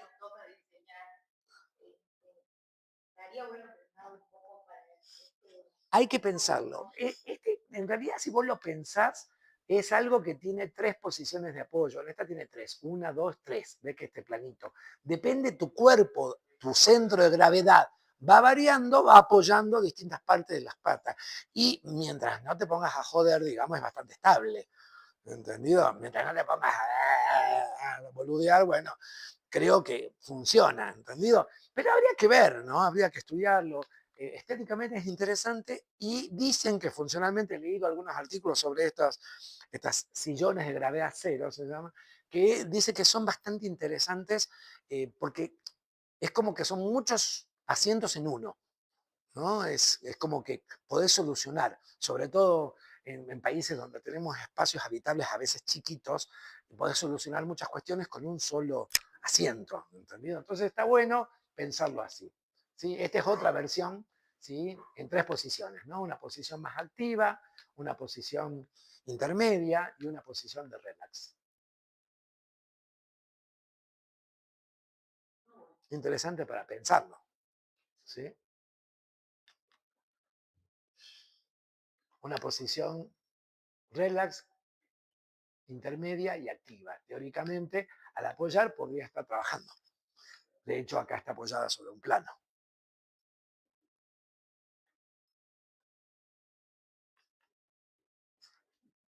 Listo. Queda una. Sí, hacemos un descansito. Bueno. Esta es la presentación más fuerte, porque bueno, la posición sedente es como compleja, ¿sí? Pero a la vez muy interesante estudiarla para dar soluciones de diseño, ¿no? Incorporadas a un mueble o no, como algo independiente, ¿sí? Lo que queda es la posición de cúbito, que es acostada, que es muy simple porque no hay mucha variación, ¿sí? Y algo de agarres, sobre todo para mobiliarios, ¿sí? Manijas, cajones y cosas de agarres que les va a venir bien para muebles de guardado sobre todo, ¿sí? Así que bueno, hagamos un descansito, relájense, tomemos un café.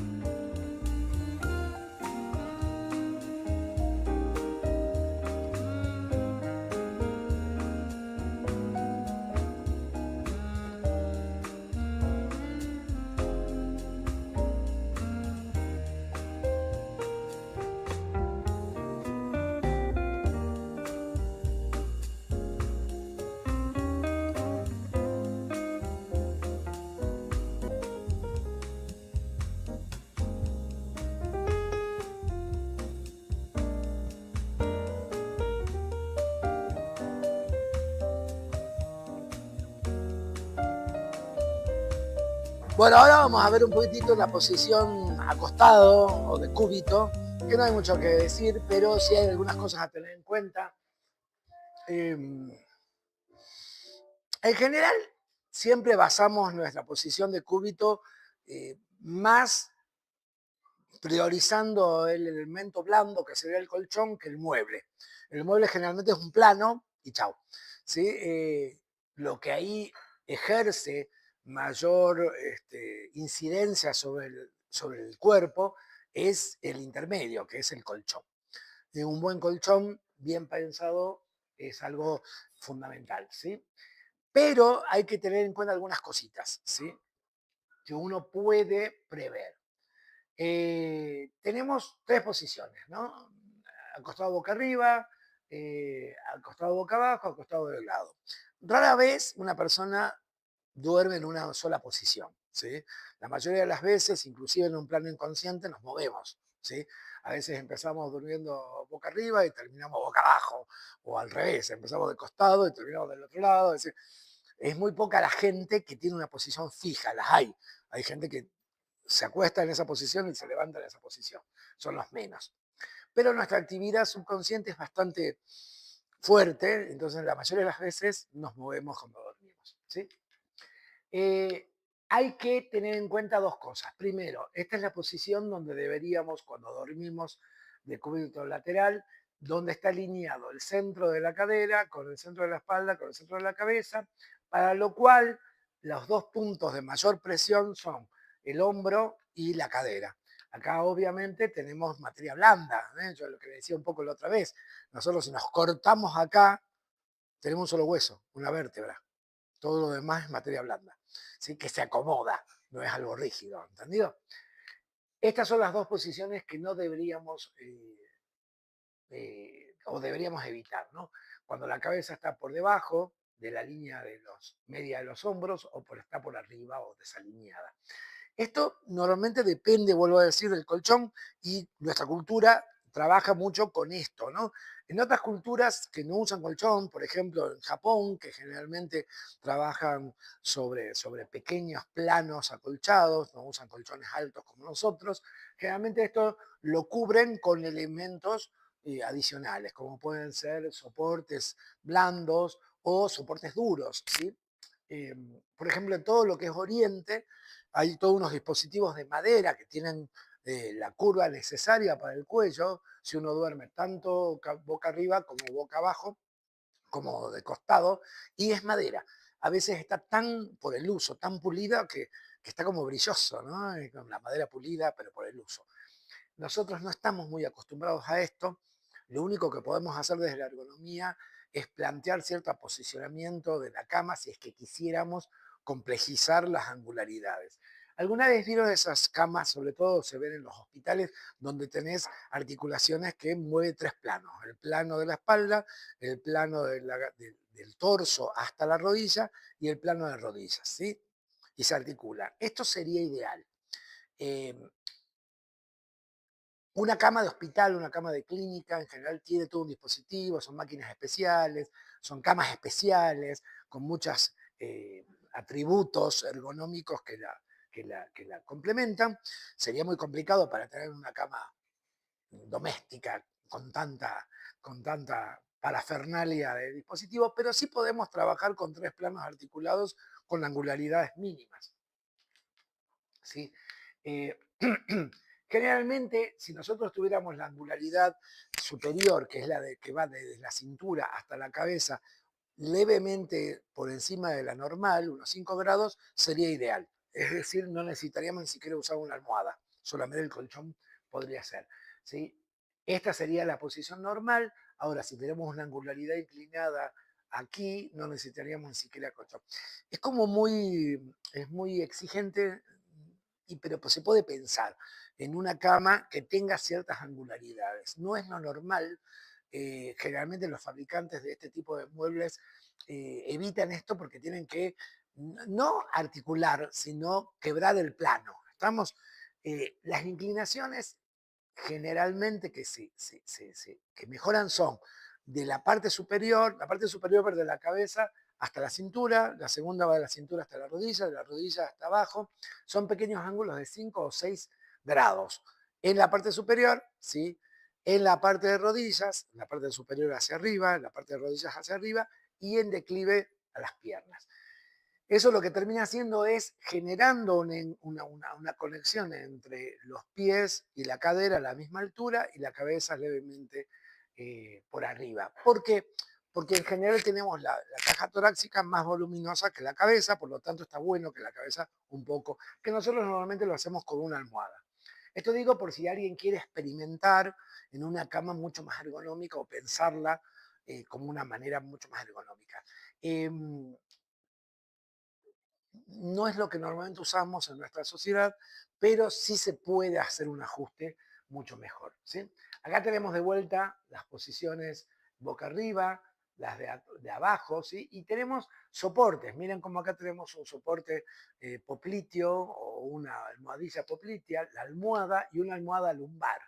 ¿Sí? Y esta almohada eh, poplitea también puede ser usada entre las piernas cuando dormimos de costado, que es lo ideal. Lo ideal para dormir de costado es evitar el choque entre las rodillas, ¿sí? Para lo cual un plano intermedio entre ambas rodillas sería lo ideal. ¿Sí? En otros países venden determinados dispositivos que se llaman de abrazo, donde vos abrazás y eso generalmente ya llega hasta las rodillas y podés, inclusive almohadas que tienen una extensión, ¿sí? Donde esto parece un juego, parece más un peluche, pero ergonómicamente son correctas. ¿Sí? Está bueno no dormir con una única almohada, ¿sí? No dormir con más de una. ¿Sí? Una para la parte del apoyo lumbar y que también puede ser usada para entre rodillas cuando dormimos de costado y el apoyo cervical ya está dado por las almohadas. Las almohadas más aconsejables obviamente son las inteligentes porque se adaptan a tu anatomía, ¿sí? Son las más caras del mercado, pero lo ideal sería que si no es una almohada inteligente, fuera solamente una almohada cervical, es decir, no completa, sino una almohada que solamente cubriera la depresión del cuello. ¿Sí? Sí.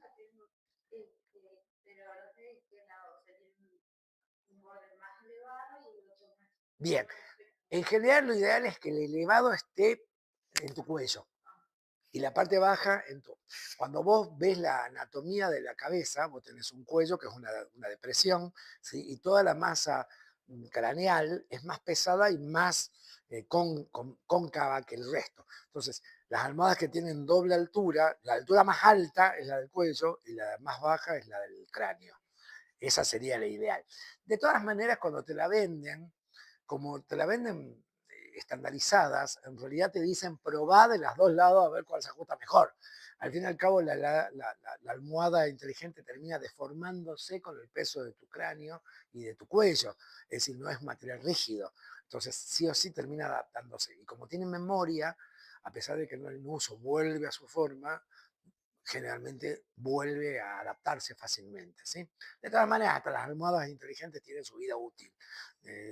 7, 8 años y hay que tirarla, eh, pero duran mucho más. Bueno, esto es la posición este, de cúbito, que no hay mucha ciencia, solamente tener en cuenta esos apoyos y si uno quisiera cierta angularidad en los planos, que tomen como referencia variaciones hasta de 5 grados, ¿sí? Superior, rodillas hacia arriba y baja el pie. Vamos a ver la ergonomía de la mano. Yo voy rápido la primera parte, que es un poco introductoria, que habla de anatomía y de cuestiones de alcance, ¿sí? Pero es importante para nosotros porque es fundamental en el desarrollo del día a día. Nosotros todo lo hacemos con la mano, totalmente, no solo el laburo, sino actividades tan simples como cocinar, comer, llevar el alimento a la boca, higienizarnos, es decir, nuestras manos son fundamentales. ¿Eh? Somos bichos que sin las manos no podríamos desarrollarnos totalmente. ¿Sí? Es una de las partes del cuerpo más fundamentales. ¿No? Y aparte hace una gran diferencia con el mundo animal. Todos los cuadrúpedos en general no tienen el desarrollo que tiene nuestra mano, con la posición del dedo en forma de pinza, la cantidad de músculos y huesos que tenemos y podemos generar un montón de movimientos y de posibilidades, ¿no? Entonces, una de las partes del cuerpo fundamentales. Bueno, esto es la introducción sobre el principal órgano para la manipulación física del medio. Acuérdense que el ser humano se diferencia del animal, que el ser humano adapta al medio así. Nosotros podemos vivir en cualquier parte del mundo porque lo que hacemos es transformar nuestro medio y adaptarlo a ser nosotros. Esa es la gran diferencia que tenemos con el resto de los animales, ¿sí? Que se adaptan ellos al medio, nosotros nos adaptamos nuestro medio a nosotros. Tenemos gente que vive en el Ártico, gente que vive en el medio del desierto, los bereberes, los que vivimos en el medio del calor, los que viven en Orán, que se caen, etcétera, etcétera. Pero nos adaptamos, pero adaptamos nuestro medio a nosotros. ¿Sí? Nosotros, esta gran la posibilidad fáctica y que podemos fabricar cosas, etcétera, etcétera. Maravilloso. Sí, pero nuestras manos tienen mucho que ver con esto, ¿no? El sentido del tacto se asocia con las manos. Hay cuestiones que tienen que ver con lo zurdo, manos, gente que tiene flexibilidad en la mano izquierda y que generalmente son olvidados en el medio de la fabricación y del diseño. ¿Sí? Eh, Vamos a ver, por ejemplo, todo este tipo, falange, falangina y falangeta, falange distal, media y proximal, el cúbito y el radio, que son los del brazo, la cantidad de muñecas, que son los carpianos, ¿sí? Que dan una movilidad increíble a la mano y una adaptabilidad fabulosa. Acá tenemos todos los huesos, ¿sí? Después vamos a ver los músculos, ¿sí? Eh, las manos como los pies y nuestro rostro, son donde tenemos mayor concentración de músculos. ¿Sí? En los pies no tenemos tanto desarrollado, ¿sí? Es muy difícil nuestra prensibilidad de pie para agarrar cosas y eso, porque bueno, lo usamos más que nada como sostén y como estabilidad. Pero nuestras manos hacen todo el resto, ¿no? Es increíble. Sigamos. Capacidades, músculo de los dedos, extensión, prensión, abducción, ¿sí? Abducción, cerrar, ¿sí? Los movimientos, los alcances que pueden tener, a eso se suman las angularidades, ¿sí? A ver si este pasa. ¿Pasa? Ahí está. Muy bien. Limitaciones. Nuestras manos son como nuestro medio para un montón de cosas, ¿no? Ejercen fuerza, son termómetros de temperatura, son dispositivos que pueden detectar humedad, rugosidad, dureza, filo, medidas, material, limitaciones y tolerancias. Tenemos prensibilidad fina, ¿eh? Podemos agarrar una aguja, ¿sí? Y tenemos prensibilidad gruesa cuando tenemos que empuñar fuerza de gran impacto en una herramienta. Entonces, también tiene como alcances de potencia y de fuerza que son increíblemente variables. ¿Estamos? Entonces podemos hacer cualquier tipo de presión hasta cuestiones mínimas, ¿sí? Mínimas de, de- de, actividades. Agarramos, dibujamos, pintamos, tocamos, amasamos, aplastamos, hacemos, alisamos, barremos, batimos, colgamos, así todo lo que podemos hacer con la mano. Y acá vemos las grandes posibilidades, ¿no? De la mano. Son estrictamente motorias y automáticas algunas de las acciones de nuestro cerebro, pero otras son el resultado de un proceso de aprendizaje como es la motricidad prensil, ¿no? Podemos tener sensibilidad increíblemente desarrollada en la yema de los dedos, pero además tenemos fuerza y tenemos resistencia, ¿no? Tenemos una estructura ósea muy firme en nuestras manos. ¿Sí? Acá tenemos algunos movimientos articulatorios, ¿sí? Y los alcances, aberturas de 15 grados entre dedos.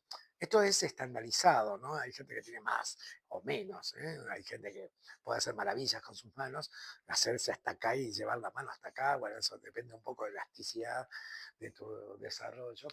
Igual que la angularidad, ¿no? 65, 75, que son los alcances que tenemos que tener en cuenta cuando hacemos agarres, sobre todo en el caso de los muebles, son accesos, ¿no? Accesos o agarres. En electrodomésticos, en herramientas y en utensilios son fundamentales. En los muebles, solamente aquellos que necesitamos acceder a través de un cajón, de una puerta, de una perilla, ¿entendido? El mueble tiene una volumetría y una funcionalidad mayor y siempre algún tipo de dispositivo de accesibilidad a ese mueble, que es lo que tenemos que tener en cuenta. Y que a veces, en pos de la pureza de diseño, la complicamos, ¿entendido? Hay muebles de cocina que yo a veces voy a ver y que son muy lindos, pero que desde el agarre son como una goma, ¿no? El dedo no te entra o es incómodo de asir o la fuerza que tenés que hacer no funciona, o si es un mueble de un baño donde tenés humedad, es resbaladizo y vos decís, la puta, ¿entendés? Y no podés porque se te resbala, y quién carajo puso una forma totalmente curvilínea en algo donde hay humedad, y vos decís, chau, ¿entendés? Y son pequeñas cosas que van sumando a un mueble, ¿estamos? En el caso de muebles de cocina o muebles de mesa, de baño donde hay humedad, hay elemento grasoso, etcétera, etcétera. Acá tenemos posiciones, aducción, hiperextensión, oposición, ¿no? Esta gran oposición de pinza es uno de los grandes avances en nuestra evolución, ¿sí? Los primates no tienen la mayoría el dedo opuesto y esto es un avance que nos permite agarrar y tener esta posibilidad, ¿no? Funcionalidad de la mano, acá tenemos todo lo que es la medición angular, los alcances. También en las manos tenemos percentiles, ¿sí? En la bibliografía que tienen disponible hay toda una sección solamente para agarres y medidas antropométricas de mano, ¿sí? Que también hay que tener en cuenta, ¿sí? Eh, Generalmente las medidas de una mano son 8 las que intervienen en los agarres. Cuando los diseñadores industriales, cuando diseñamos herramientas, las estudiamos muy a fondo, ¿sí? Porque depende de qué músculos y qué medidas intervienen para que el uso reiterado de una herramienta no termine haciendo algún tipo de afección a la mano, ¿sí? Herramientas no. Uno piensa en herramientas y piensa en el taller mecánico, pero también un dentista usa herramientas, ¿entendido? Entonces, y con mucho más precisión, porque son cosas chiquititas y de un agarre casi de precisión de relojería, ¿entendido? Muy bien, acá tenemos estos son dispositivos especiales, ¿sí? Cuando tenemos algunos problemas fisiológicos como no posibilidad de presión, entonces cucharas que se agarran desde el antebrazo o posibilidades de, sobre todo los chicos y los adultos que tienen parálisis cerebral que a veces no pueden ejercer la presión, entonces dispositivos para que los cubiertos se adosen a un exoesqueleto o cosas mucho más simples como mouse verticales que son mucho más aconsejables que los chatos. Entonces cosas así que hay que tener en cuenta, ¿sí? Esto es un esquema que se los dejo en la presentación, que es un esquema de Dreyfus con alcances y agarre de las manos, todas las medidas, pero en el de Panero también hay un esquema muy parecido a esto, con todas las medidas de la mano. Esto se lo quería traer a modo de estas son las medidas que normalmente consideramos en la trometría de mano, ¿no? Cada una indicada en en sus cuestiones. Las cuartas, que tienen que ver con alcances, ¿sí? De boteones o de instrumentos musicales, etcétera, etcétera. No viene al caso para un mueble, pero bueno, ya que de paso sepamos algunas medidas, percentilo 25 y 5, ¿sí? Estas son J, I y K que están acá, ¿sí? Y la L que es el ancho de la palma, ¿sí? Eso lo traje para... Y acá vienen un poco lo que necesitamos que tiene que ver con los agarres o dispositivos de agarre para mobiliarios. ¿Dónde se usan? Se usan en todo aquello que necesite cerrar o acceder a un espacio de guardado, ya sea una cajonera, ya sea una puerta, ya sea una estantería, una puerta que se eleve, ¿sí? Entonces tenemos este tipo de dispositivos. ¿Cuáles son este, los más efectivos? Están los dispositivos donde tenemos cavidades para los dedos. ¿Sí? Este es un gran problema porque hay que hacer un buen estudio ergonómico y antropométrico de cuál es la distancia y cuáles son los dedos que tienen que estar en esas cavidades para poder, que es en el caso este, ¿sí? Que son los menos aconsejables, porque generalmente si vos tenés que trabajar con un rango variable muy alto, termina siendo incómodo para todos, ¿sí? Son más aconsejables, este también es el caso donde tengo que una, una distancia donde tiene que entrar X cantidad de dedos en un espacio, ¿sí? Entonces, este y este, que tienen la misma posibilidad, hay que estudiar bien la medida antropométrica para la contención de esos dedos, ¿sí? Y también la distancia, ¿no? Muchas veces el ancho funciona bien, pero lo que no funciona es la distancia que hay entre el plano del cajón y el espacio para los dedos, que a veces es tan mínimo que no te entra un dedo. Me ha pasado de percentiles muy altos de dedos, ¿sí? Que hay gente que no puede meter los dedos en ranuras para agarres, para cajoneras. Lo ideal siempre son o este tipo, ¿sí? Que son en cruz, ¿sí? Donde en realidad vos enganchás y liberás un poco el percentil, de todas maneras hay una medida de profundidad de los dedos, pero enganchás y tirás. Y o este, que era un sistema buenísimo que se usó hasta los años 40, después desapareció del mercado, que eran los agarres blandos, que eran o tiritas de cuero o pedazos de cinta o algo donde tenía una fijación, pero que no tenían limitación en la mano. Entonces simplemente uno presionaba y tiraba, o enganchaba el dedo y tiraba. ¿Estamos? Son agarres que han desaparecido y están como fuera de uso y son muy económicos, pero ergonómicamente mucho más ajustados que cosas fijas. ¿Entendido? Son los grandes olvidados. Estas las perillas normalmente pueden ser usadas de esta forma, es decir, como gancho, ¿sí? Pero en general nadie las usa así, las usa como cabezal, ¿sí? Y es un tema. Generalmente cuando tenemos un cajón, cuando el cajón está vacío, no hay problema. El tema es cuando el cajón está lleno y hay un peso que arrastrar. Entonces, hay veces, si este agarre de perilla no llega a la pulpa, que es la parte donde ejercemos más fuerza, en realidad vos terminás haciendo fuerza con la parte indebida de la mano, que son los dedos, y termina siendo como incómodo, sobre todo si hay un cajón que tiene un contenido con cierto peso. Por ejemplo, un cajón de cubiertería, ¿no? Tengo cubiertos que tienen son metal, etcétera, etcétera. Una perilla muy pequeña y es muy incómoda. Entonces hay que recurrir a otro sistema. Este sistema es un sistema de gancho, ¿no? Que es un poco menos exigente que estos dos, porque tiene una superficie más grande y es esto. Pero el gran problema a veces es que se combina esto con ranuras de encaje, con esta obsesión que tienen a veces los diseñadores de los muebles de cocina, que todo quede en el mismo plano, ¿sí? Meten este tipo de agarres con una depresión y ahí sale. Pero el gran problema no es tanto el agarre, sino el hueco para meter la mano, que a veces te choca y ni siquiera podés doblar los dedos para agarrarlo. Entonces terminás agarrando con las falanginas que son la última, así que es como que agarrar un cajón con la parte más débil de los dedos, ¿entendido? Eh, la mayoría de las veces que yo he visto muebles de cocina con este tipo de dispositivos, todo, claro, vos lo ves, un plano limpio, muy así. Pues, hay veces que no saben ni dónde mierda está el agarre, ¿viste? Porque está tan disimulado, esta obsesión de la cosa racional de que tiene que quedar limpio. ¿Viste? Así que para mí estamos, pero más allá de la visión de diseño que tenemos, ¿sí? Hay que pensar en la operatividad, del día a día, ¿no? ¿Cómo agarro? Imagínate un mueble de cocina que para el que cocina o para la que cocina, ¿cuántas veces abre esa puerta? ¿Cuántas veces abre un cajón? Es una actividad totalmente recurrente.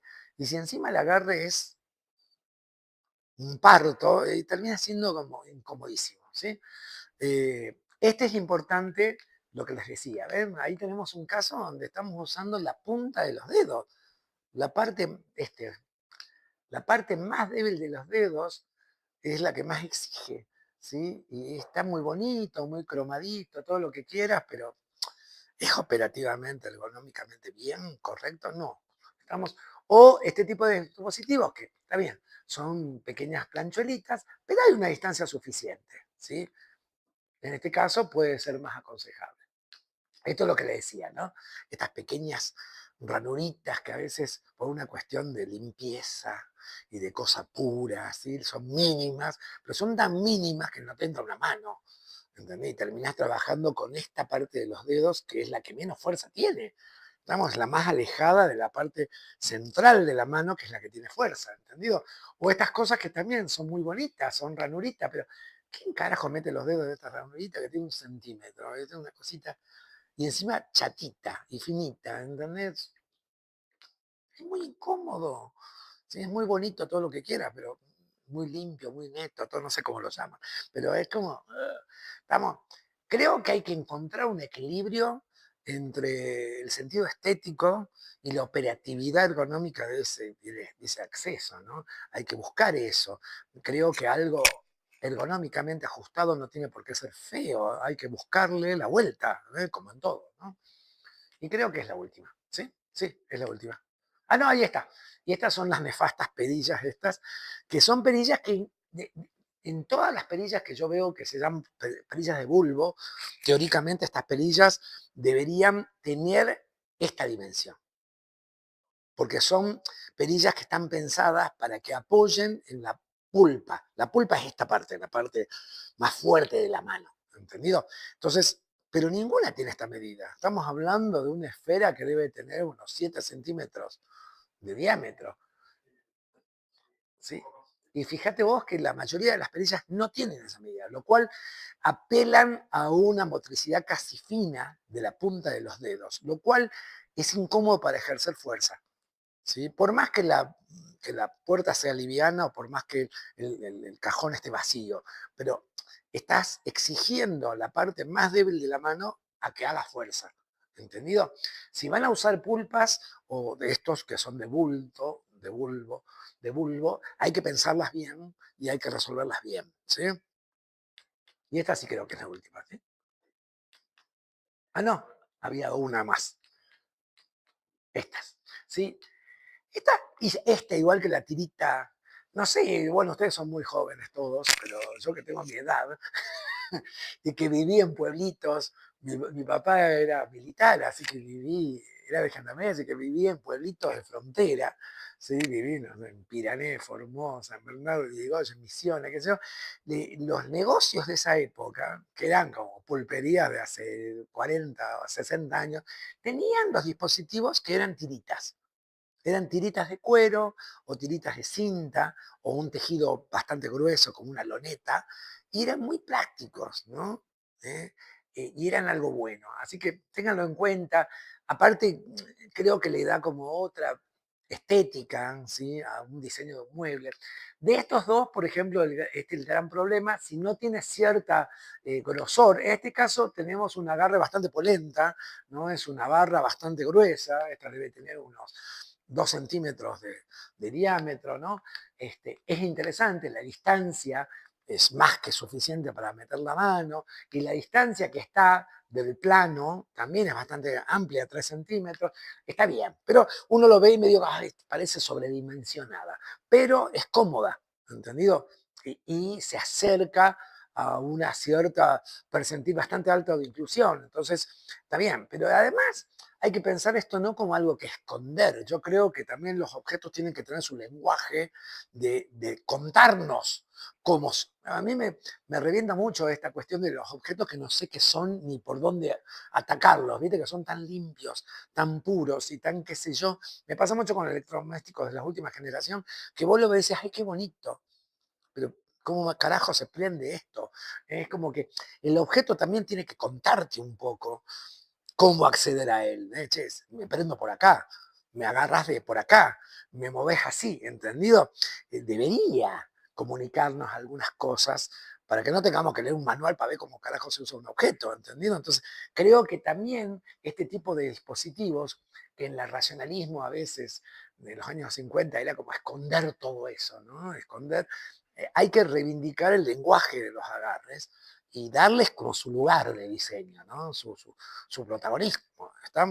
Esto es un agarre y este agarre está ahí, presente, convive conmigo y me ayuda a abrir un cajón, ¿entendido? Entonces creo que también tiene que ver con eso, ¿no? Con la filosofía de esa parte. Bueno, estos son los agarres de gancho, como los que les decía, que son bastante interesantes, ¿sí? Hay agarres más anchos y tienen un travesaño en el medio para hacer esto, ¿sí? Son medios incómodos al cerrar, son buenos al traccionar, pero son incómodos al cerrar, ¿sí? Hay que pensar cómo se puede solucionar, pero bueno, puede funcionar, ¿sí? ¿Sí? Ese sí es el último. Ese debería ser el último, y no era nunca el último. Bueno, yo lo que les ofrezco es cuando tengan, después le voy a pedir a Guille que ponga ahí no sé, en plataforma que tiene un grupo o algo, mi teléfono, y cuando desarrollen su propio proyecto, si necesitan alguna mano con la parte ergonómica, estoy a disposición de ustedes. El material, todo el material que vimos, más las publicaciones, también se los dejo ahí para que lo tengan y, y puedan usarlo. Ahí están muchas claves, ¿sí? Y las tablas están bastante claras, pero si llegaran a tener algún problema de interpretación o dónde buscar, o tengo material como pase dulce, ¿sí? Así que tengo mucho material. Tengo mucho material de agarres, específicamente para herramientas y eso, que no es el caso de ustedes porque es un mueble, pero si lo necesitan para otro tipo de dispositivo está todo bien. Y después tengo mucho de puestos de trabajo, ¿sí? Nosotros en la materia que damos en la universidad terminamos haciendo un proyecto para un puesto de trabajo. Entonces analizamos todo el entorno del puesto de trabajo, inclusive incluyendo ángulos de visión, ¿sí? Alcances, alturas, anchos y todo esto, y donde intervienen varios objetos, ¿no? No solo el mobiliario, sino también máquinas y herramientas que están sobre el mobiliario y que interactúan todo eso como un sistema laboral integrado. Que es interesante, si llegan a hacer muebles para trabajo, no sé bien cuál es la consigna, pero si alguno llega a ser un mueble de trabajo, que puede ser un mueble de joyería, o puede ser un banco de carpintería, que es un mueble, o algo así, hay que meterse ya también en las herramientas que van a interactuar con ese mueble, ¿no? Acuérdense que los objetos siempre funcionan en sistemas. Es raro que un objeto vaya por la vida solo, siempre está en relación a otros objetos, ¿no?